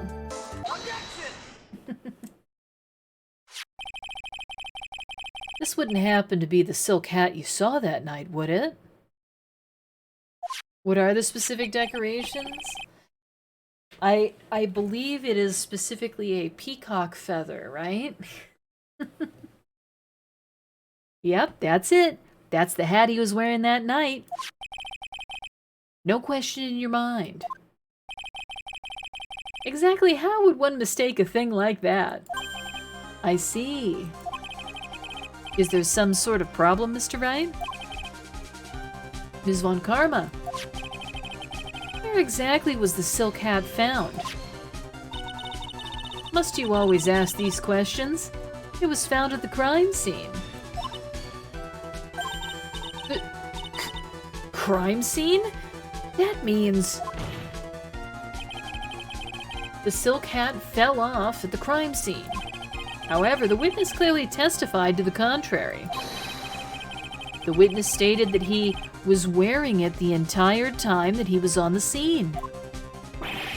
No, that's not true. Order, order, order! Mr. Curls! Yes, Your Honor. What is the meaning of all this? You are old enough to know better than to behave like this in court? Hey, that's just not right. That's so harsh. What's not right here is your eyesight and your memory, amongst other things. Why are you being so mean to me? What did I do? Let me guess. You just didn't like my jokes or something, right? You didn't have to go and insult my eyesight or my memory. They're both great. Seriously, why? Just because... And no matter matter how old you get, I'll always be younger than you. Wow. Right? Ding. This is very surprising. Enough of these childish outbursts, Mr. Curls. Who do you think you are? I saw him, I swear I saw him. It was Max. Even if he didn't have his roses, he was still wearing his dumb silk hat. I'm telling the truth. He's turned into a bratty little kid. It's pitiful, isn't it? He left the scene wearing that dumb silk hat. He was there. He left the scene. What's the matter, Nick? There's something I've been mulling over for a while now. Mo? What do you want? Oh, you like how the mouth on the hat moves too? Yeah, I like it too. It has the same facial expression that he does.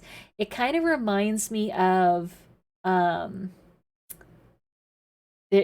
on the old Garfield cartoon, there used to be like partner cartoon that would show at the same time that had a farm with all these animals that lived on the farm, and there was a character that was a duck that wore a like life preserver ring, and it had a little duck face on it, and they would have the same expression at the same time, just like this. So it reminds me of the really old Garfield show from like the 90s. What do you want? You just said that he left the scene. Exactly how did the murderer leave the scene of the crime? What? He went... What do you mean, how did he leave the scene? You can't ask me that. Objection! Mr. Phoenix Wright is badgering the witness, Your Honor. Objection! This witness's testimony is so full of holes, Ms. Von Karma's protest is useless. You've got a point. Let us hear what the witness has to say on this matter. Is that all right with you, little guy? Don't talk to me like I'm a little baby. Besides, what kind of stupid question is, how did he leave the scene? The answer's obvious. He just turned around and walked away. That's what I had expected you'd say. You sure that's how it happened? Say what? Huh? Not exactly sure I know where you're going with this. Lawyers nowadays sure do love to harp on the smallest things. Do you have any proof to counter his story as to how the criminal left the scene? Don't we have a photo of the scene? Is it this one? Yeah, here we go. Yeah, so where is the murderer's footprints? If he turned and walked away. Where are the footprints? I only see the victim's footprints here. Looks like he had a heart attack carrying this thing. Alright. Let's present the crime scene photo, right? Okay, we gotta press the E button here. Alright. Take that. Look at this picture. The problem is the footprints in the snow. Footprints? In this photo, we can clearly see the footprints of the victim. However, where are the criminal's footprints? They aren't there. Ay, ay, ay, ay, ay. Exactly. Your pop's got you a shirt from his trip. Oh, that's always nice when somebody brings you a little souvenir. So Mo, exactly how did the criminal escape the scene?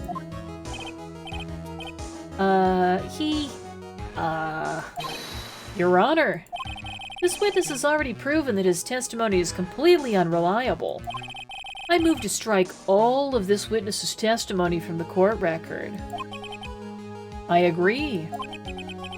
This clown's testimony is as rickety as the clown car he came to court in. Wait just a second. You guys can't just ignore everything I've said. Fine, fine, I'll tell you the truth this time. Man, okay. You, wait a second. I think you've said more than enough for today. That didn't hurt. I'm sick and tired of listening to you anyways. I'll give you the real deal this time, I swear. Dude, you need to stop lying in court. You want to end up in jail? Dang, okay. I don't know why, but I get the feelings things are gonna get worse before they get better.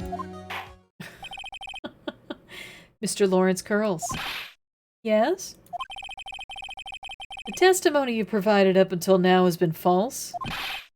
It hasn't been false. I haven't lied. It's just what? It's just... I was a bit confused on the bit about the criminal leaving the scene. Especially since Von Karma and her whip told me not to talk about what I really saw. Yeah. Uh-huh. I think you're right on the money there, Eagle. I think Von Karma definitely told him to shut up, right? And her whip. Scandal. Order. Order. I will have order. Franziska Von Karma, how could you?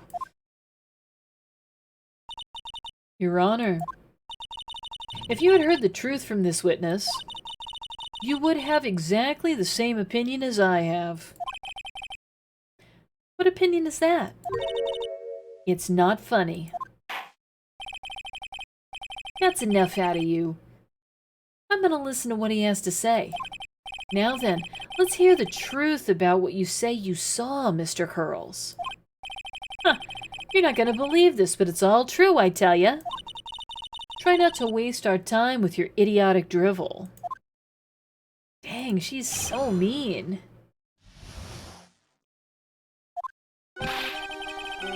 Now it's time for our next segment, Mo Knows. Everything that I've said up until now has been the truth. When I looked out the window, the ringmaster was down and Max was standing above him. He wasn't wearing his white roses, but he was wearing the silk hat. That's when I saw This is the truth. Mm-hmm. He's not lying. This is the truth. Now get ready for it. He flew. He jumped up and flew through the air. Sure, dude. This guy just flew. I think he has the power of flight. He flew right off and disappeared into the darkness. You're supposed to believe this? That's why there were no footprints. Flying people don't leave footprints. Alright, it is hard to argue with that logic. I told you it wasn't funny. Do you believe me now?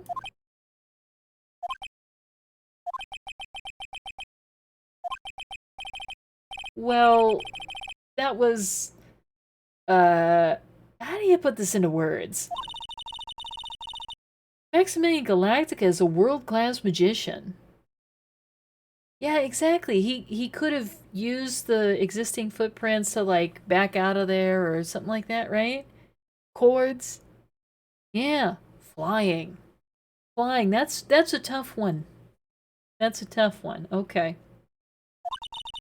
But to leave the scene of a crime by flying, there's no way that actually happened. You're right. Why is she right? You believe the other witnesses. Why won't you believe me? Especially since it's the best part of the story. Huh. To be honest, this is the first time I've heard of a flying criminal. What do you think about this witness's testimony, Mr. Wright?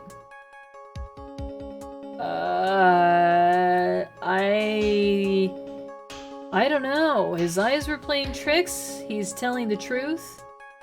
This is all a dream, right? I think his eyes were playing tricks. There's no way. You think it's the truth? You think that Max can fly? Oh, you think someone other than Max can fly? Oh. Do you think he has a stunt double? Well, you know, we still haven't seen the acrobat, right? I wonder if we're going to see the acrobat show up at some point, because that's where the monkey was hiding all of his shiny objects, right? If it was planned. Yeah. Yeah, I don't know. And maybe, just maybe, they could have rigged something up in time. Oh, it's Spilled Wine! Hi, Spilled Wine! Welcome! Ah, Spilled Wine raiding the channel with 2 viewers. Oh, it's so nice to see you. How was your stream tonight?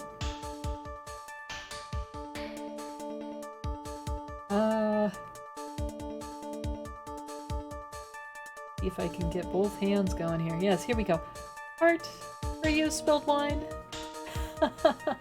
It's so nice to see you. All right. Yes, welcome. Well, if this is your first time at this channel, hi, my name is 6016. I'm a variety and comfort streamer, and I stream on Monday, Wednesday, Friday, and Sunday from 6 to 9 p.m. Pacific.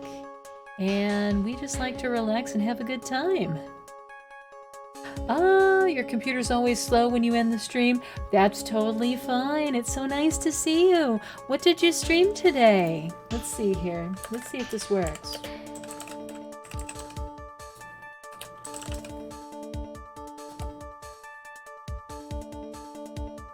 Ah, so you were playing some Hades today, huh? I know that's one of your favorites, right?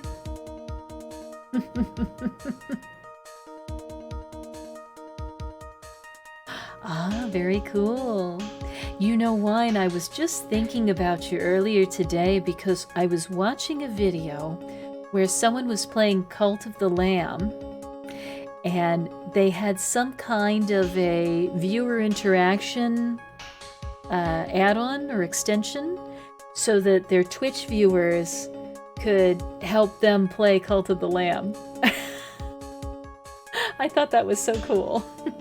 How are the court cases tonight? So far, so good. So far, so good. We're really trying to just sort of wind up the end of this guy's testimony here. This clown, a literal clown, has testified that the murderer flew away from the crime scene. I find this hard to believe that the murderer actually flew away from the crime scene. Yeah. Another reason you think Mo's telling the truth is, yeah, he lied about some of this, but this seems too big for even him to lie about. Plus, Von Karma doesn't want to think it's true, so 2% of you wants to think it despite her. You know what? Let's say he's telling the truth.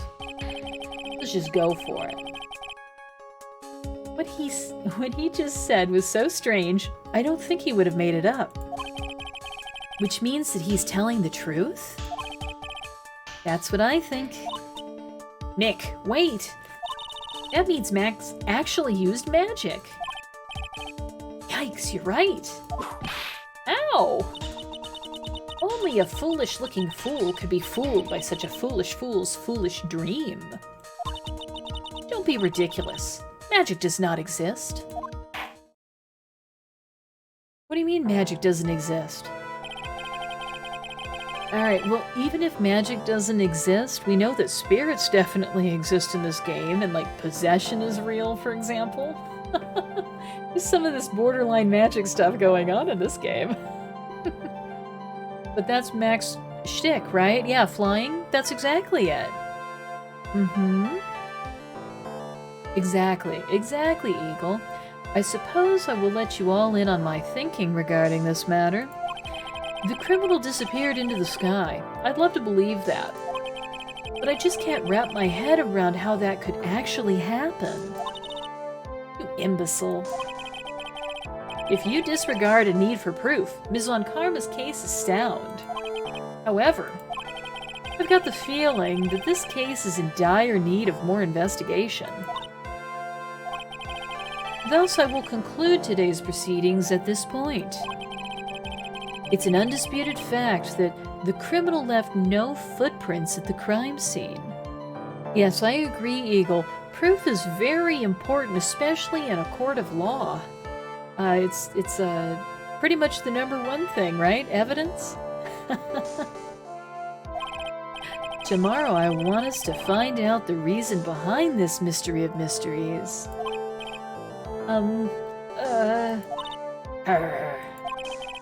I believe that's enough for today. Court is adjourned.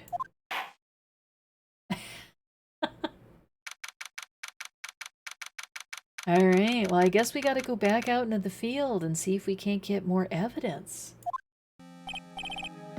Hey, sweeties! What in the world is going on? That's what I want to know. They say the criminal flew off into the air and disappeared. Max, I can't believe I'm asking this, but you didn't fly that night, did you?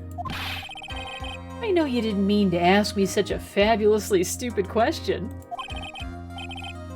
I can't fly whenever I please. It's not that easy. You like his look, Wine? Yes, this is Maximilian Galactica. He's our client. He's a magician, a headlining magician in the circus. I can't fly whenever I please. It's not that easy. But it looks so effortless for you on stage. It's not that simple. I'm not actually flying on stage. I use invisible wires and have them hoist me through the air. Wow, you just told me the secret to your magic. No, I broke the first rule. The cardinal rule, the only rule. I'm sorry, Max. We made you break a magician's creed to never reveal the secret to their tricks. Nick, what do we do now? All we can do now is hope we find the flying criminal in court tomorrow. Great idea. Let's do our best and catch this sucker. All right. To be continued. All right, so it's time to save and go back into the field, find a little more evidence. Gotta clear our client. I know Max, he's a fashion icon. He's a legend in our time. He is the moment. He is Maximilian Galactica, and we need to bail him out, right? Hey, it's Panda! Hi, Panda! Happy Wednesday! How you doing today, bud? Oh, it's so good to see you!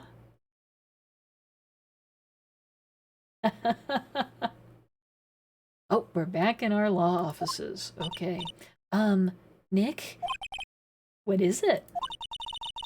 I've got a confession to make. I'm terrible at figuring out magic tricks.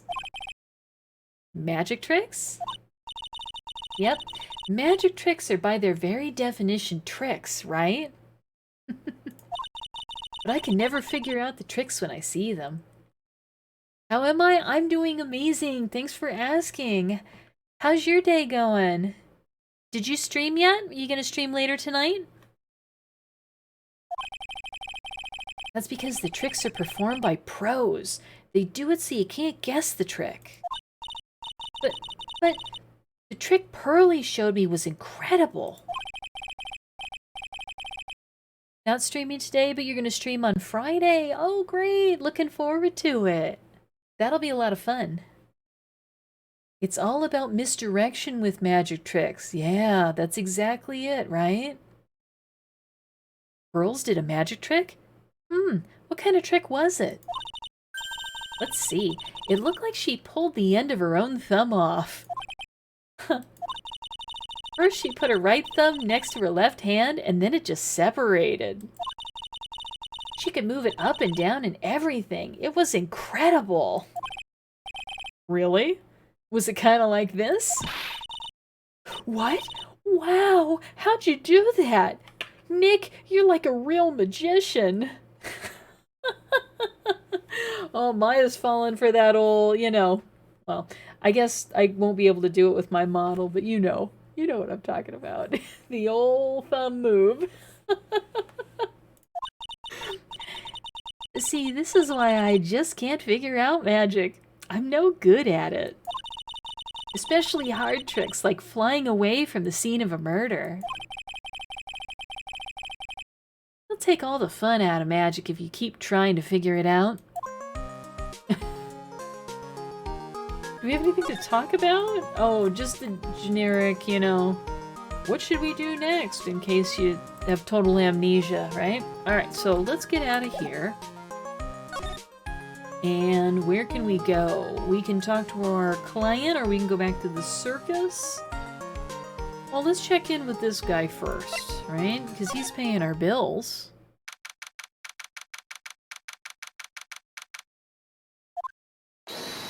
Ooh.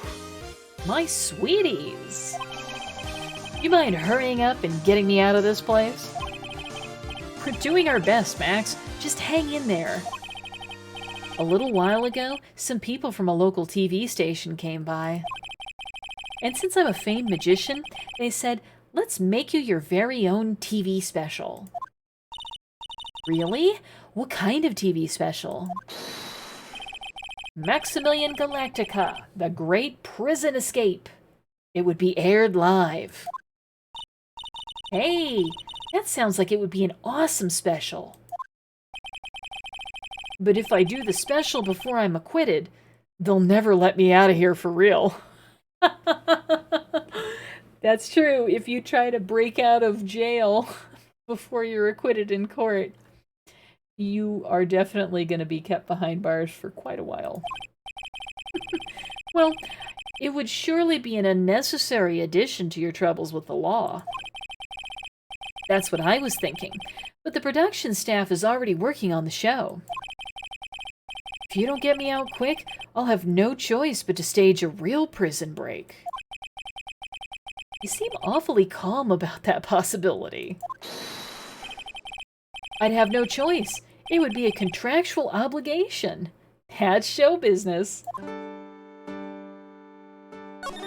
Alright, dude, tell us about the night of the murder. The night of the crime? You didn't happen to fly off into the sky, did you?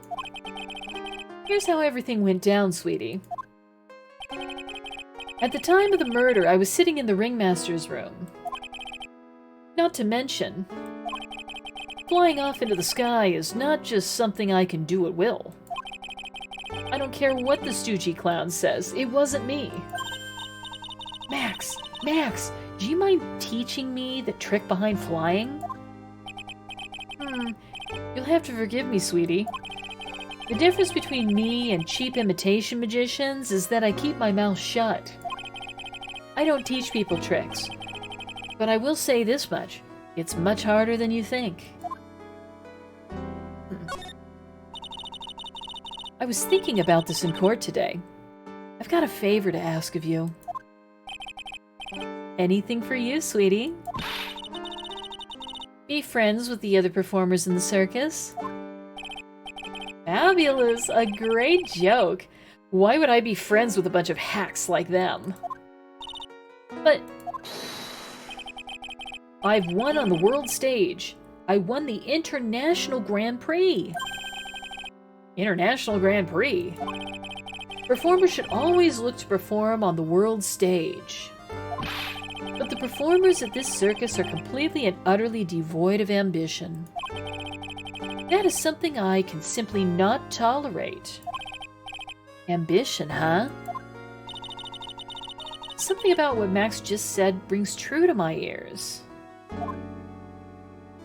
The Grand Prix, huh? Oh my sweeties want to hear all about the Grand Prix, don't they?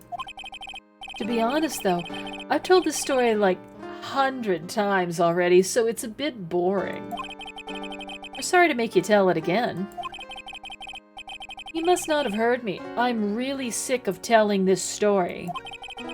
But what can you do? I'm Maximilian Galactica. I suppose I can tell it again. Voila! Here, take a look at this! I just happen to have a picture from the Grand Prix with me. Just look at that fabulous stage. Wow! He's got 2 magician's assistants. Look at that! That is the first stage that I ever flew on. I flew right over the audience. The crowd erupted into applause.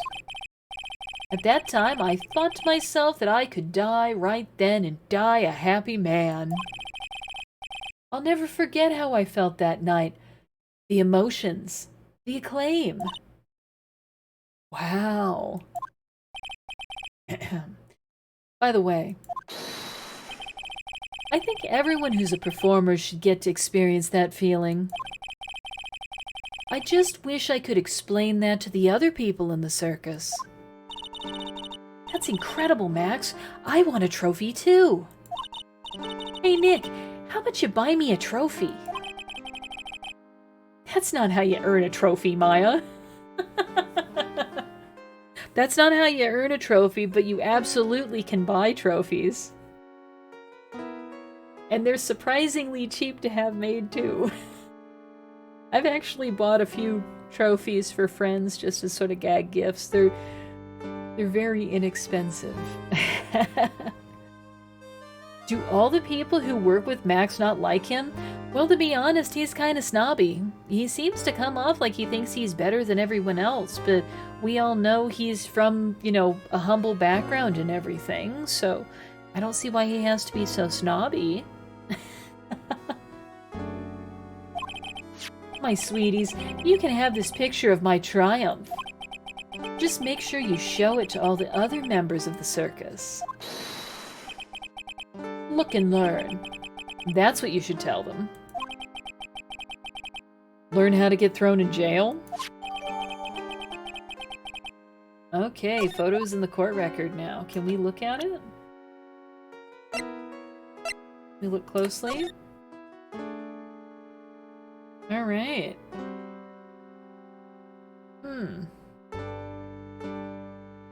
I wonder if this is the blunt object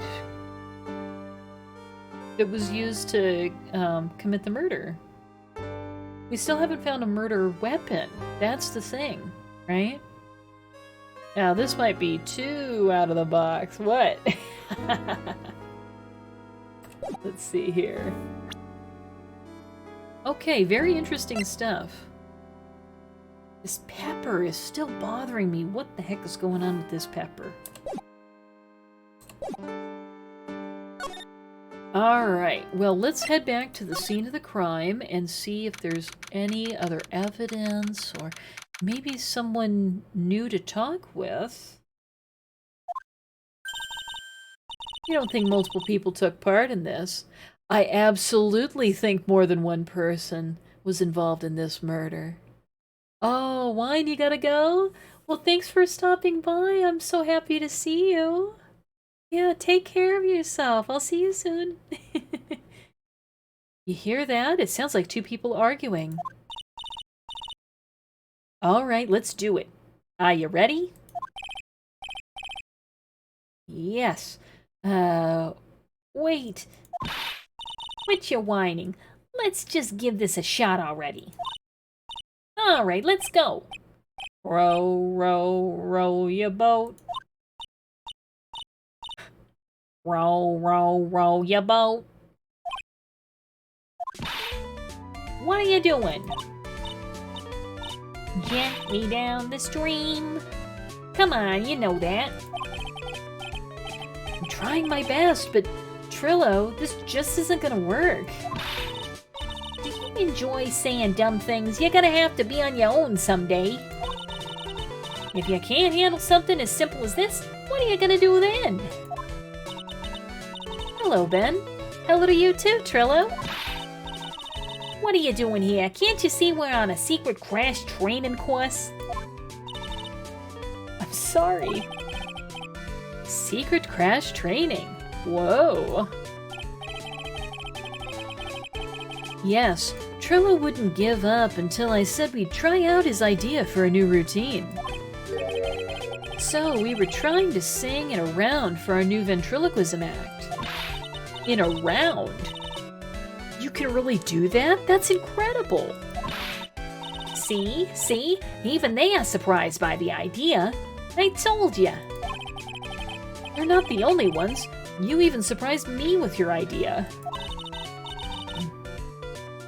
Once we've got a grip on the basics, then it's just a matter of practice. You think so? Oh, I almost forgot. I wanted to give this back to you. Ah, there it is. Now that I've got this ring back, it's time to take one more shot at Regina. Alright, tell us what you know, my dude. I know that you already testified in court today. You want to talk about what we saw, right? Yes. Well, at first we thought it was the old man. Just looking at his walk and how he acted, right, Ben? Huh? Oh, yeah. That's right. But then we said hello and didn't even get a reply. Not to mention he was draped in those gaudy symbols. What would you have thought if he wasn't wearing those symbols? What do you think, Ben? What? Oh, I would have thought it was the ringmaster. Something just isn't adding up here. I wonder who they really saw. I was hoping I could ask you about Regina. I'm completely serious about her. That's why I'm waiting for her even now. Really? That's so sweet. But if you really wanted to see Regina, shouldn't you check out the tent? You haven't got a clue about things, do you, sweetheart? Eh? Waiting like this is part of being in love. How so? If you had a clue, you would know that waiting is such sweet, wonderful torture. When your body aches for your partner's love, that's one of the best parts. Yeah, I knew that. Poor Maya. She's so red, she looks like a vine-ripe tomato. So, how is this new routine working out? Will you two just take a chill pill already? Our routine's a secret. We're gonna take the ventriloquism world by storm. It'll be a real revolution. That sounds incredible. But let me make one thing clear.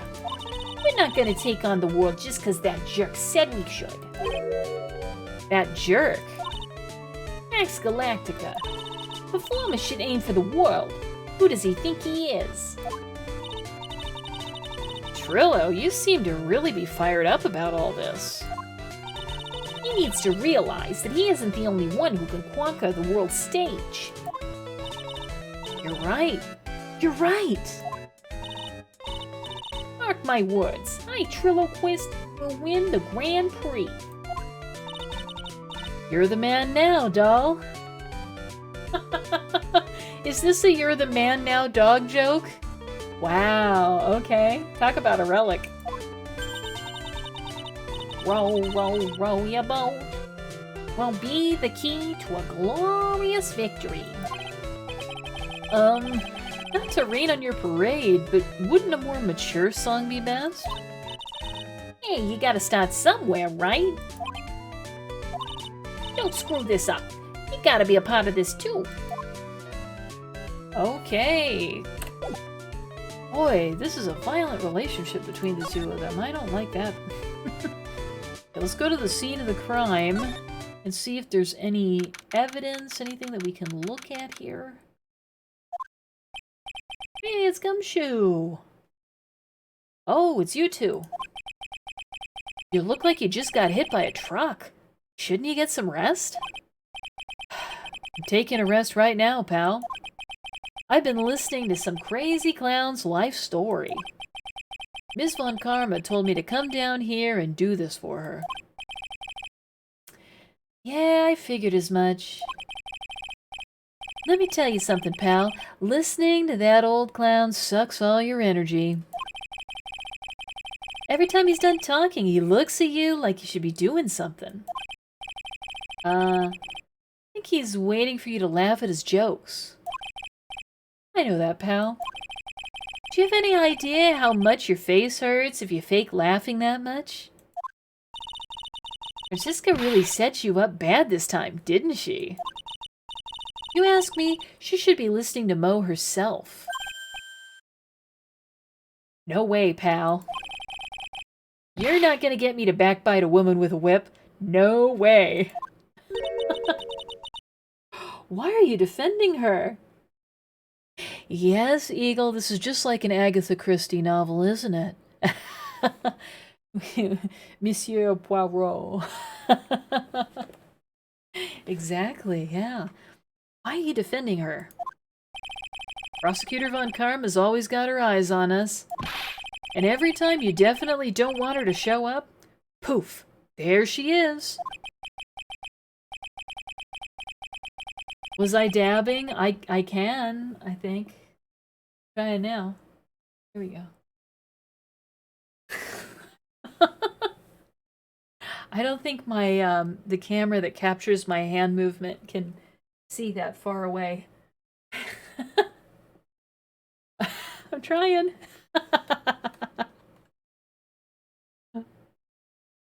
I can do closer movements though, so like I could try to like cover my eyes and stuff. And of course you can see every time I touch my own face. All right. Don't show up. Don't show up. Yes. Thank you. Thank you. I live to entertain. Don't show up. Don't show up. Don't show up. Don't show up. Don't show up. Looks like she's wound him up pretty tight. She's directly above us as we speak. Huh? How's that possible? According to the clown, the culprit jumped from here and disappeared into the sky.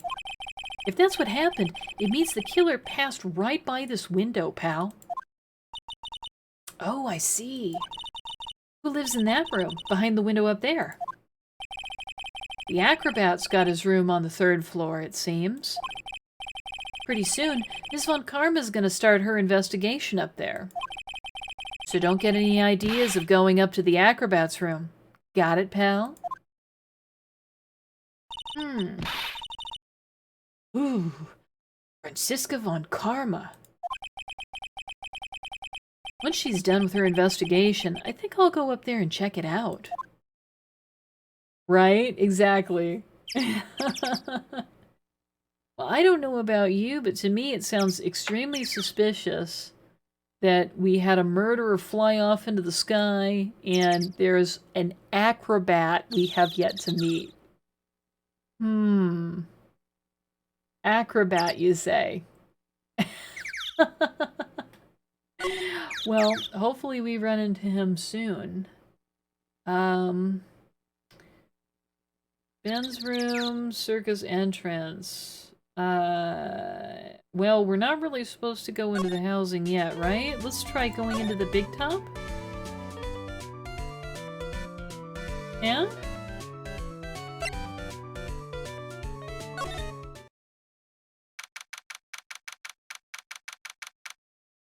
Alright, here we are, back in the big top. Huh? Where's Regina? I don't know. But if she's with that tiger, I don't want to find out. Let's hurry up and get out of here. Nick, you're kind of a chicken, aren't you? No. I'm just, allergic to wild tigers.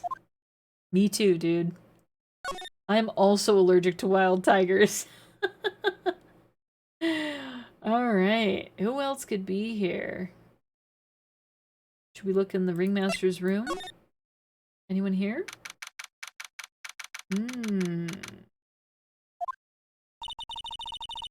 Max and the ringmaster had their talk in this room. That could have been when the ringmaster put on Max's costume and went outside. he do that anyway? Was it really that cold or something? Wasn't there something weird going on here? I feel like there was like this paper and we didn't look at it, right? You may not know this, but they call this a tailcoat. And they call this the face of someone who already knew that. So what was with the pepper? That's a really good question. I still don't know. Maybe we ought to take the pepper to, I don't know, the cafeteria?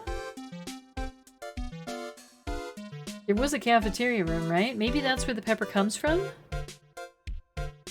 It's so strange. What? A scrap of white paper is sticking out of the coat pocket. Huh? Where? Where? Calm down, Maya. You can't just go rummaging through people's coats. You always make me feel like I'm doing something wrong.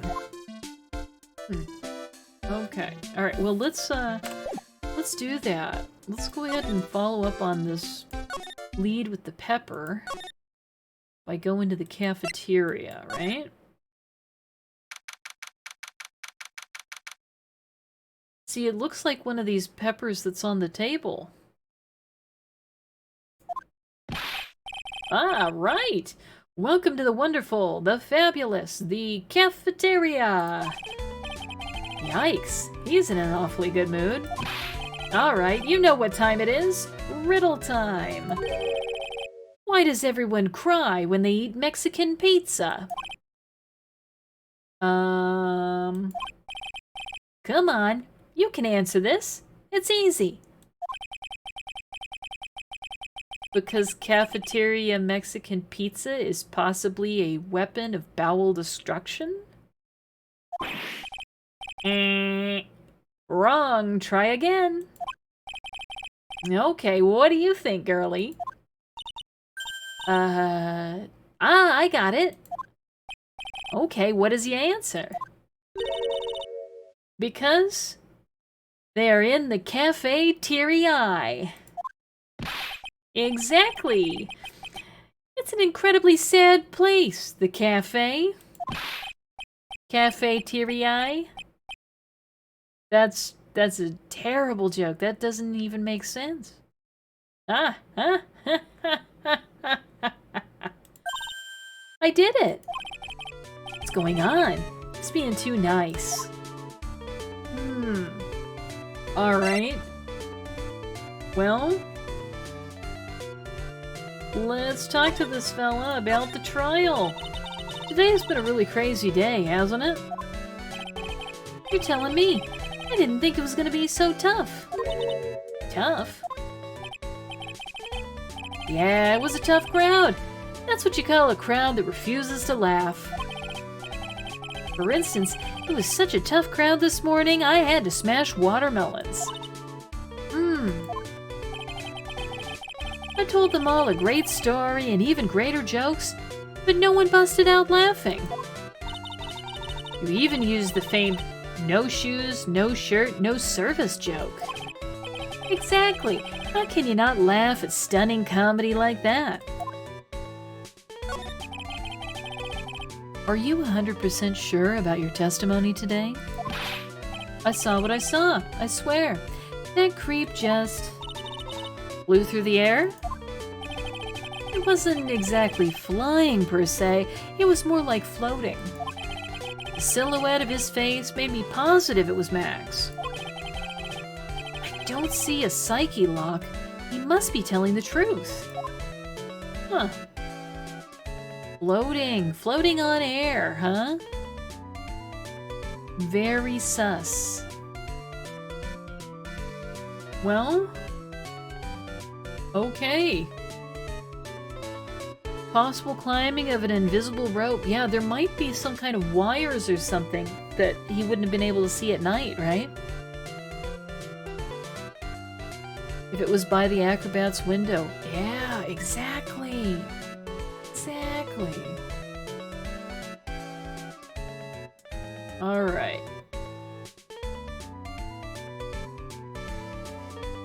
Anything else?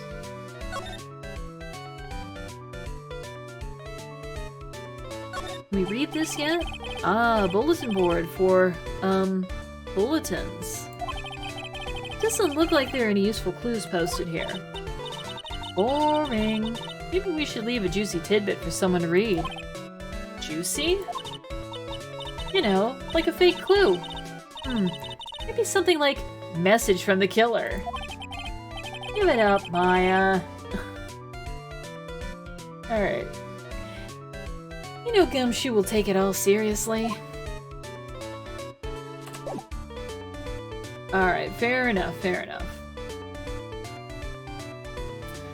Let's present him with...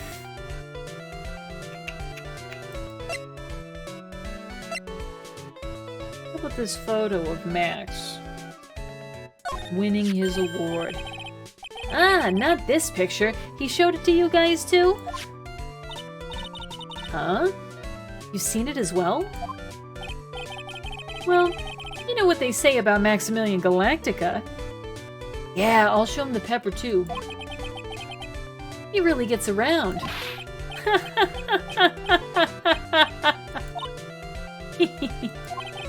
Oh yeah. He didn't just show me the picture.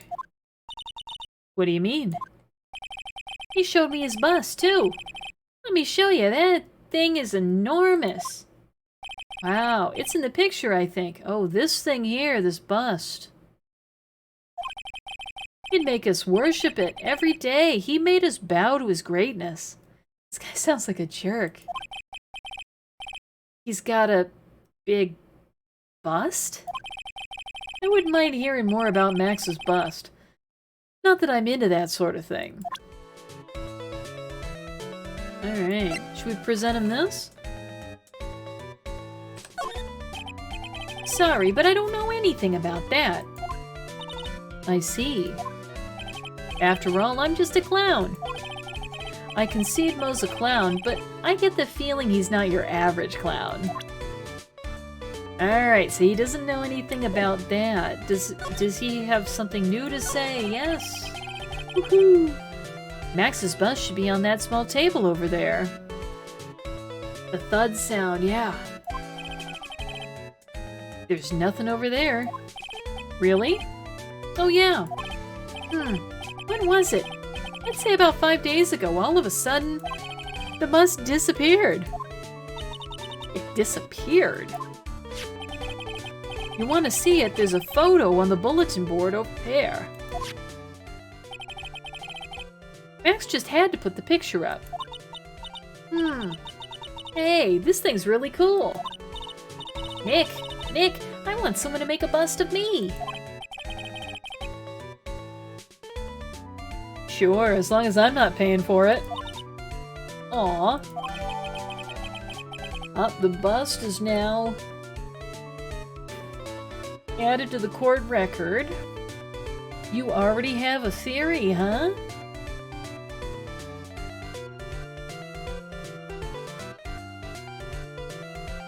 Dark Knight.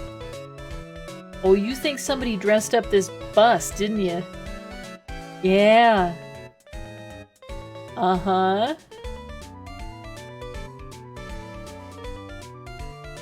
Yeah, there's gotta be some tomfoolery involving this bust. This is very sus. Is there anything else that's changed about this place? Nope. Nothing's changed that I can see. I wonder if he's actually thinking about this or if he's setting up a bad joke. Nope. I'm drawing a blank here. A quiet Mo is a good Mo in my book. I guess there really aren't any other things that have changed, huh? Well, there is this one teensy tiny thing that does seem different. Tell us! Well, on the morning of the crime, over on that bulletin board, this piece of paper was posted front and center. Piece of paper? It's torn, so I don't know what it said, but I could see its title. Yikes! It says, "To the murderer." Murderer? Yep, that's what it says. but the rest of it's been ripped off. And I don't know who posted it. When did you find this? The morning before the murder. Before the murder? Yes, the ringmaster was killed the night after this paper was discovered. Who in the world posted this thing? Alright, so this note got added to the court record.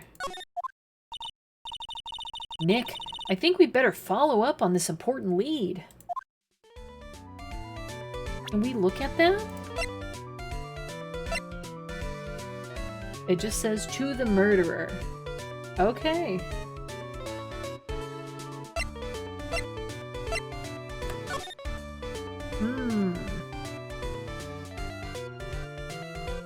Alright, well. Not much else to look at here, huh?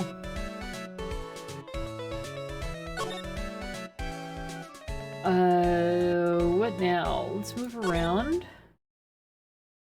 No one's here. Let's move back to the entrance. These guys. What if we show them this note? Are they gonna say something? Would you mind taking a look at this?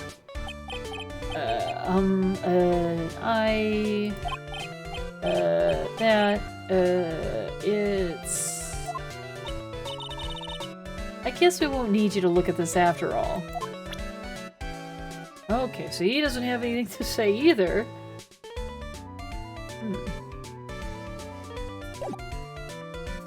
Alright, well... The bust picture? Yeah, sure, why not? Let's show him the picture of the bust. What about this one? Would you mind taking a look at this?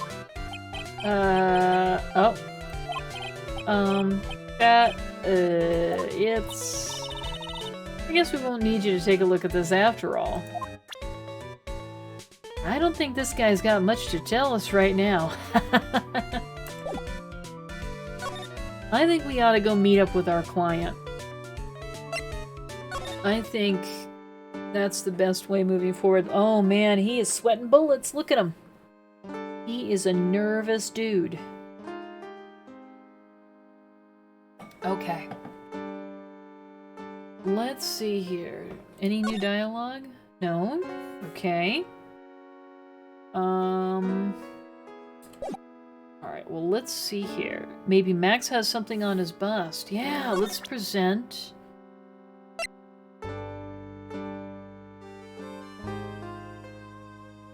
Let's ask him about all of these things, huh? Let's ask about this box. You know anything? What about this? Fabulous! You'd like me to sign this for you? How about this one? What about this? Fabulous! You'd like me to sign this for you?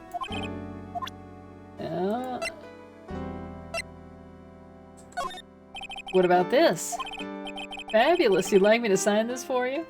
Okay, Max. Yeah, dude, I'm showing you a bust of yourself because I want you to sign it for me.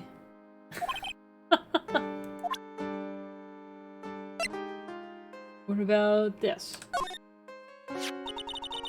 Do you know anything about this note? The morning of the murder, it was posted on the wall in the cafeteria. I do know all about that note. When I read it, my heart certainly skipped a beat. Your heart skipped a beat? While I was enjoying my morning tea, the ringmaster and company entered the room. And company? I guess it wasn't really a company. It was just the ringmaster and my sweetie pie. When the ringmaster read the note, he turned an incredible bright red. All of a sudden, he tore it off the wall and shoved it into the pocket of his tailcoat. Really? Oh, so that's what that paper is in the tailcoat that's back at the circus. We need to get back there and get the other half of the note. Out of curiosity, what in the world was written on that thing? Let's see. Huh? Oh, I don't want to steal the fun from my sweeties. Go and find out on your own.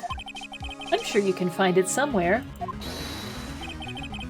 You might also want to ask my sweetie pie princess. Okay, well, you heard the man. Let's go back to the circus. And, what are we doing? We're going back to the big top. And we're going back to the ringmaster's room, right? Okay. Let's try this again. Hey, do you see that?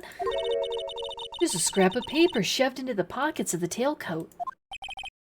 You know, I've got a feeling I know what that is. I bet that's the other half of the note that Mo gave us. Then let's hurry up and check this thing out, Nick. I knew it. It fits perfectly with the other piece. What does it say? What does it say? To the murderer. I have conclusive evidence of what took place. Meet me at 10 o'clock p.m. tonight at the Lodging House Plaza. Tonight at 10 p.m.? That's when the murder took place. Now we need to find out who called out the ringmaster.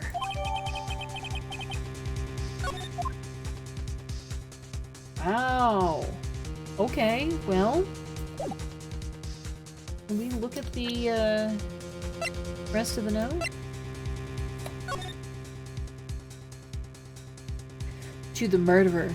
You haven't forgotten what happened 6 months ago, have you? I have conclusive evidence of what took place. Meet me at 10 o'clock p.m. tonight at the Lodging House Plaza. Wow, that's pretty ominous, huh? Okay, well, let's, guess get out of here, huh?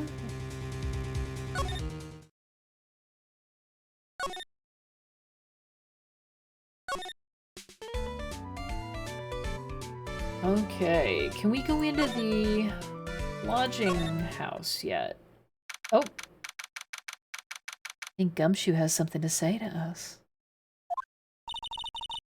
Hey, Detective Gumshoe, I'm sure you did a good job as usual. Well, I am done with the investigation of the acrobat. Finally. But with Ms. Von Karma?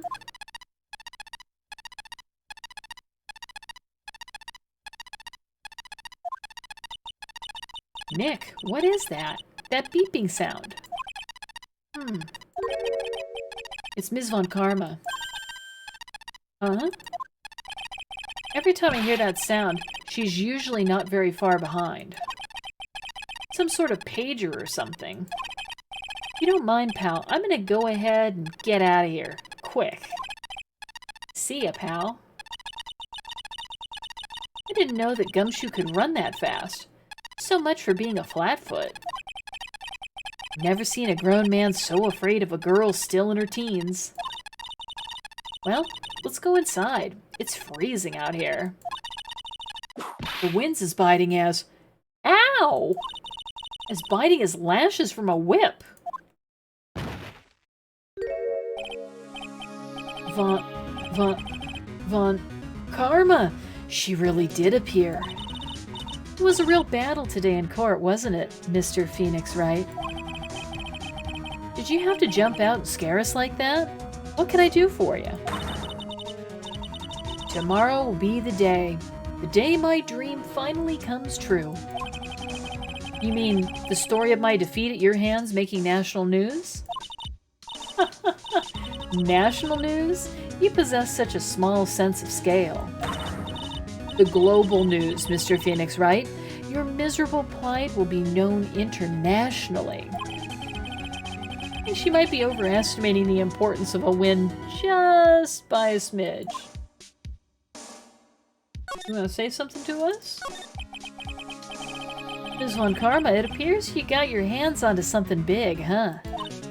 I'm amazed you picked up on that much. Anyone could.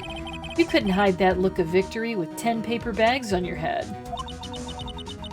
I've got some conclusive evidence and a conclusive witness. Need any more hints? A conclusive witness? You must mean the acrobat, right? I'm putting in the summons for him to be called as a witness as we speak. It's the final nail in your coffin, Mr. Phoenix, Wright? Yeah. I get it already. You want to beat and destroy me. I can't worry about her. I've got to try and find out more information myself. Why do you keep giving Nick the evil eye? Doesn't matter if you prove the defendant guilty tomorrow. Nothing will be able to bring your dad back. Dang, Maya. That is a brutal thing to say. And you're a spirit medium. You ought to be more sensitive. My dad? You must mean the esteemed Manfred von Karma. Of course, your dad. I know you miss him. Enough out of you. One more word and you'll get a mouthful of whip. Now, when did I ever bring up my papa's name in this, or any other conversation? Then what's this revenge thing you're talking about? You wouldn't understand, Mr. Phoenix, right? I have to see him again one more time. Him? I'm sure you know to whom I refer. Miles Edgeworth. What? Edgeworth? Mr. Edgeworth? Miles Edgeworth? Miles Edgeworth? Why would you even bring him up? You haven't forgotten, have you? Do you know who it was that trained the gifted prosecutor, Miles Edgeworth? Manfred von Karma. Exactly right, it was my papa. That means that Edgeworth was... right again. Miles was like a little brother to me. Huh? Little brother? But Edgeworth and Nick are the same age. Yeah, that's true. Edgeworth. The man who inspired me to become an attorney. I fought against him in a few cases. But a little after that case was over, he vanished. It's your fault he's gone. Huh? It's the truth, isn't it, Mr. Phoenix, Wright? Nick? What does she mean? Edgeworth was never quite the same after that case, and then with the case after that one,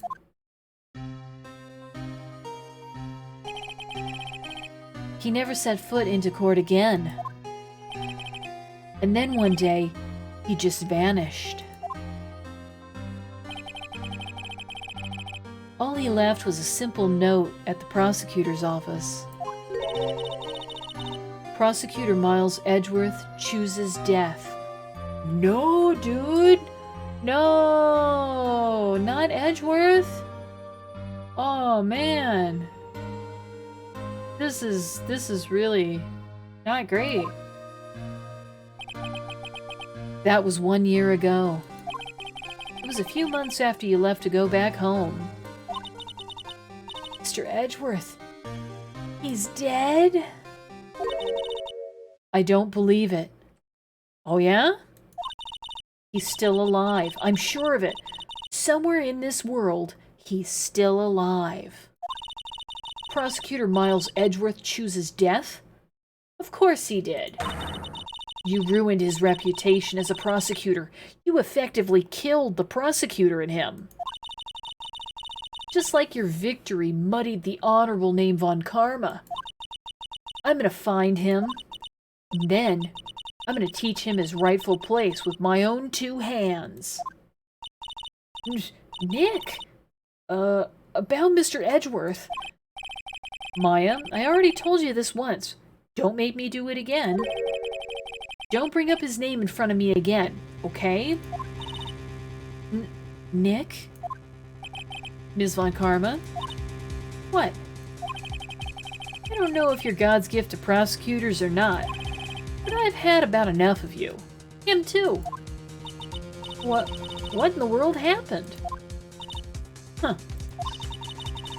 This dog is all bark and no bite. He's already been defeated.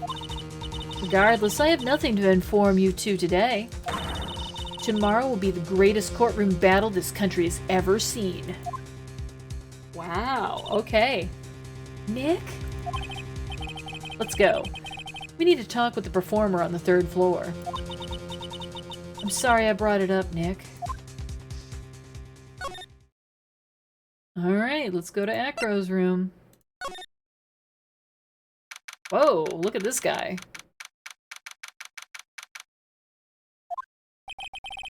You must be Phoenix Wright. Yes. Pleased to meet you. I'm Ken Dingling. But here at the circus, everyone just calls me Acro. Mr. Acro. How do you know my name? The detective told me. He said you'd definitely show up here. Acro, you're a member of the circus as well? That's right. I mainly performed on the tightrope or the flying trapeze. But nowadays, all I perform in is my wheelchair. Oh, he's in a wheelchair. I didn't even notice this. Okay, let's,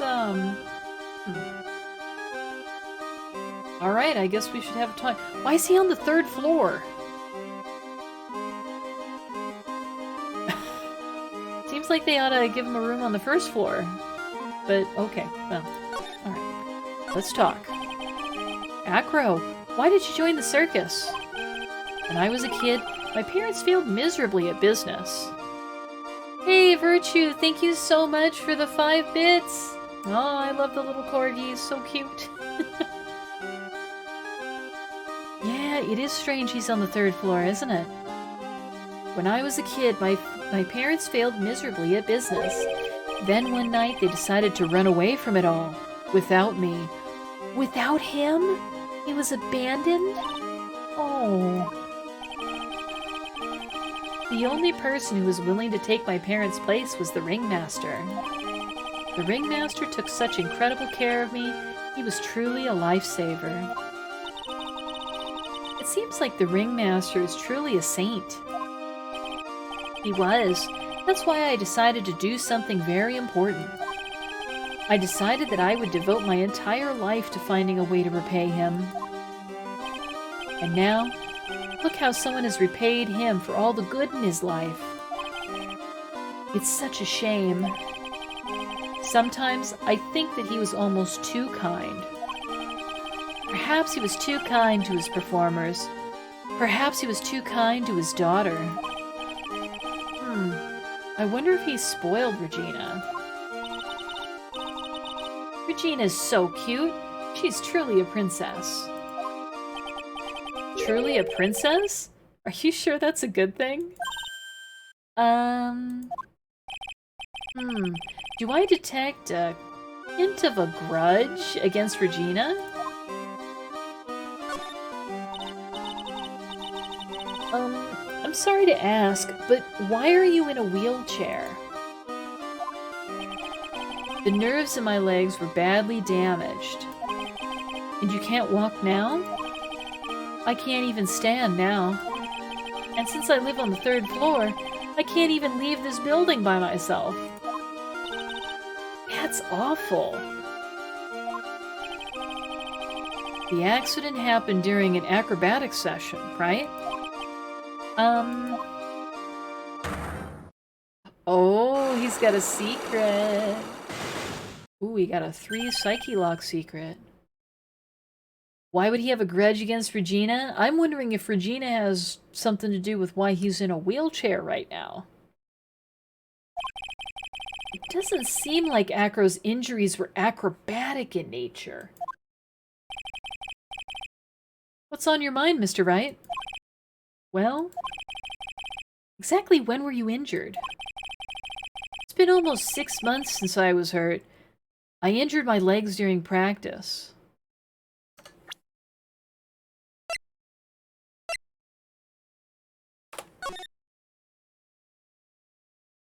"6 months ago, huh?" 6 months ago. Something happened. And now he's in a wheelchair, huh? I'm wondering if Acro did something here. You don't think her tiger did something in an accident? Yeah, I think it definitely could have been either her tiger she has now or the previous tiger. Because didn't she say she just got this tiger like 6 months ago? Yeah, very suspicious.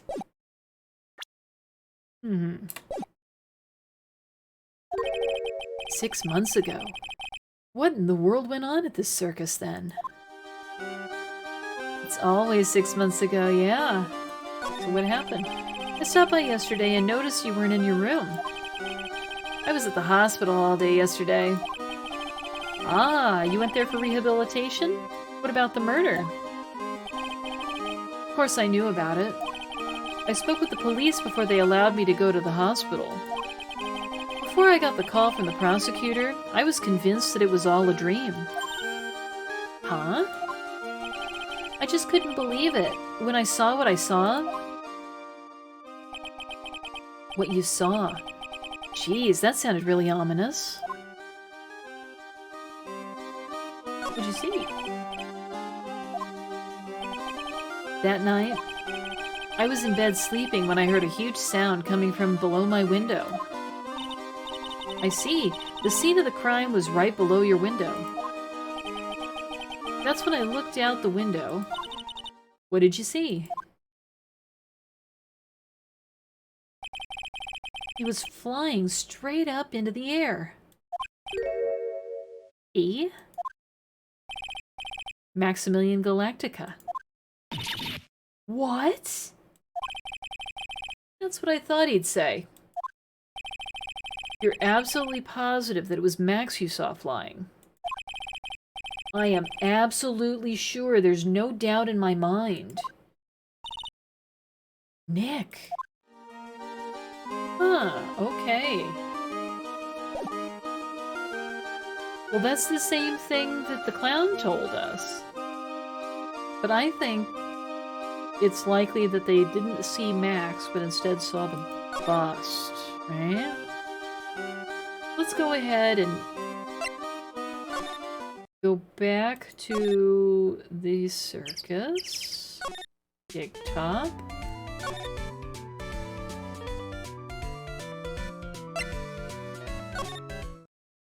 Anyone here yet? We need to talk to Regina. Grr. Uh-oh. Got a bad feeling about this. Grr. Ah, Nick! Wonderful. Today's special must be Filet-O-Phoenix. Stay! Stay! Heal! So is the wheelchair question locked for now, or can you use the Spirit Stone? We can use the Spirit Stone, but I have the feeling we don't have enough evidence about what happened in the accident yet. So that's why I want to talk to Regina first before we go back and we use the Magatama. Because if we don't have evidence to back up our investigation, it like fails. So we need to get the tea. We need to collect all the tea. Oh, Maya, Nick, it's you guys. I'm sorry, I guess I made a mistake. Mistake? Yeah, a little one. I was thinking of teaching whatever primate was out there a lesson, but I was expecting more of a monkey than human. A monkey?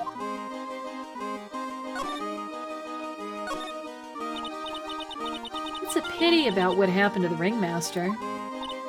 Dad? Everyone loved him, didn't they? He must have been quite a man. He was. I love my dad so much. I hate to say it, but she doesn't seem all that broken up about her father.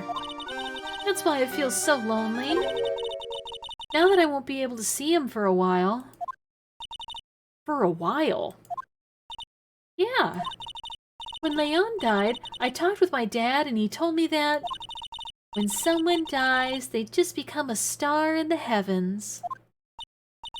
A star? That means my dad is looking down on me from the sky. That's why I love the night so much. I can see everyone who's gone. When someone dies, they just become a star in the heavens. That's kind of sweet. But I bet you there's no way that Maya believes that. What do you mean? What do you mean there's no way I believe that? Do you think that one day I'll be a star too? Of course. You really think so? Yeah, you will. I think. I've got a feeling that everyone is doing great up there in the sky. Wonder if everything's alright with Regina. Just to go back and clear something up, why'd you want to teach Money a lesson? Because he's a meanie. He's got something that means a lot to me. Something that means a lot to you? It must be something shiny, right? Actually, it's a stage costume. It's got lots of spangles. It's really beautiful. You should see it. We should? When the costume gets hit by the spotlight, it dazzles. Hey, Mr. Attorney. Huh? If you saw that monkey, you'd get my costume back for me, wouldn't you? It's really important to me. Sure. Okay. But of course. Leave it all up to us. Guess there's no turning down that request. Yay! You're really gonna do it? Yeah, evidence might be in the costume. That's a great point. Alright, now I want to show her that note and see what she does. Regina, have you ever seen this before? I know what this is. Really? Well, it was in my pocket for a while. It was in your pocket? This piece of paper was in your pocket? I guess I noticed it was in there around breakfast time. Breakfast time? Yeah, I always take Acro as breakfast in the morning. That's when I also take out the trash in his room. Then I'd go to the cafeteria and eat my own breakfast. That's when you realized the piece of paper was in your pocket? Yep, but since I'm not a murderer, I just figured it belonged in someone else's pocket. Then what? I wondered if the person who lost it was in trouble, so... You didn't put it on the bulletin board in the cafeteria, did you? I did! I stuck it up there. How'd you know? So it was Regina who put it up there. When did this happen? The morning of the murder, I think. That explains a lot. I wonder who wrote this. Okay, it was found in Regina's pocket on the morning of the crime. Anything else? Let's show her the box. Maybe she knows something about the box. What about this? What can you tell me? I'm not really good at figuring out hard things. Really? You too? But you're such a good talker. I never expected Maya to make a new friend in a strange place like this. Wonder if she knows something about this? That's Pepper, isn't it? From the cafeteria. Huh? It's from the cafeteria? It's not? I remember seeing it there. So this was the cafeteria's Pepper. You know, I'm not a big fan of Pepper. He's not a big fan of Pepper, huh? Alright. Well, I guess we need to find the stage costume, right? That's got to be the next thing on our agenda. So let's go back out to the circus entrance. Back to the lodging house plaza. And then, well, if Money stole it, it would be in Acro's room, right? Is it in this pile of stuff? Ew, it's a huge pile of trash. One man's trash is another monkey's treasure. I guess you're right. Look, they're all shiny things. He's even got a motorcycle exhaust. What do they call this thing? Oh, a tuba, right? Of course it's a tuba, silly. You didn't know that? Hey, it's a picture of Regina. Well, she is a shining beauty. No objections here. Okay. Well, it's not in here, huh?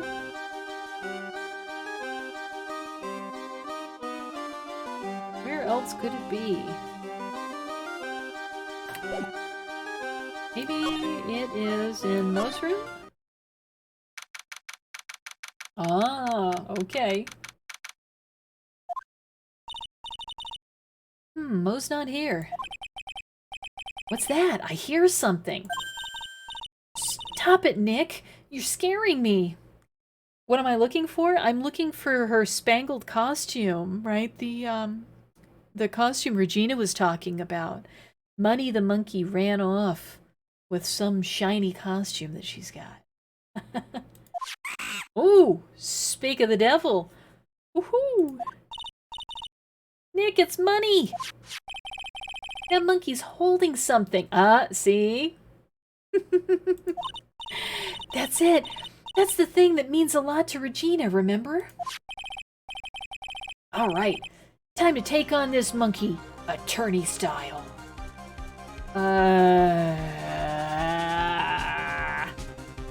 All right. Let's we're going to have to fight monkey with monkey, right? Let's do the ooh scratch scratch move.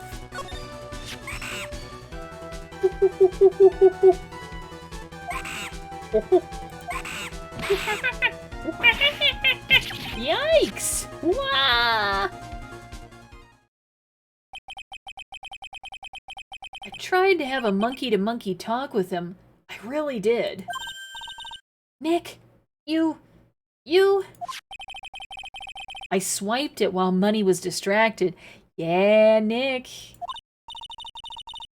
Wow, you're really on the ball today, Nick. Let me see it. Let me see it. Huh? You can see it fine from where you are. You know what I mean. I really want to try on Regina's costume. Maybe then they'll take you in at the circus and I can get some peace and quiet. What's the matter now? It doesn't fit me at all. Oh well, guess it's time for you to lay off the burgers. Not to mention, it doesn't look like something any girl I know would actually wear. Alright, this is not my size at all. It kind of looks like something you'd make a monkey wear. Alright, can we look at it?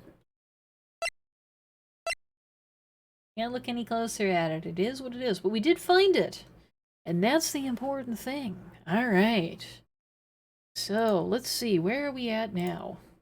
Let's take a little peek here. Okay. Alright, so it looks like we are a little past when I normally sign off. So let me go ahead and wrap things up. And I guess I should start by saying thank you so much to everyone who turned out to support me today on the stream. I really appreciate you guys. Thank you. I'm going to be back again on Friday night from 6 to 9 p.m. Pacific Standard Time, and we're going to continue playing through Justice for All. We're making some really good headway into this case, so I think we're going to be wrapping it up the next time we're together. So, all right. Well, thank you so much, and I'll see you next time.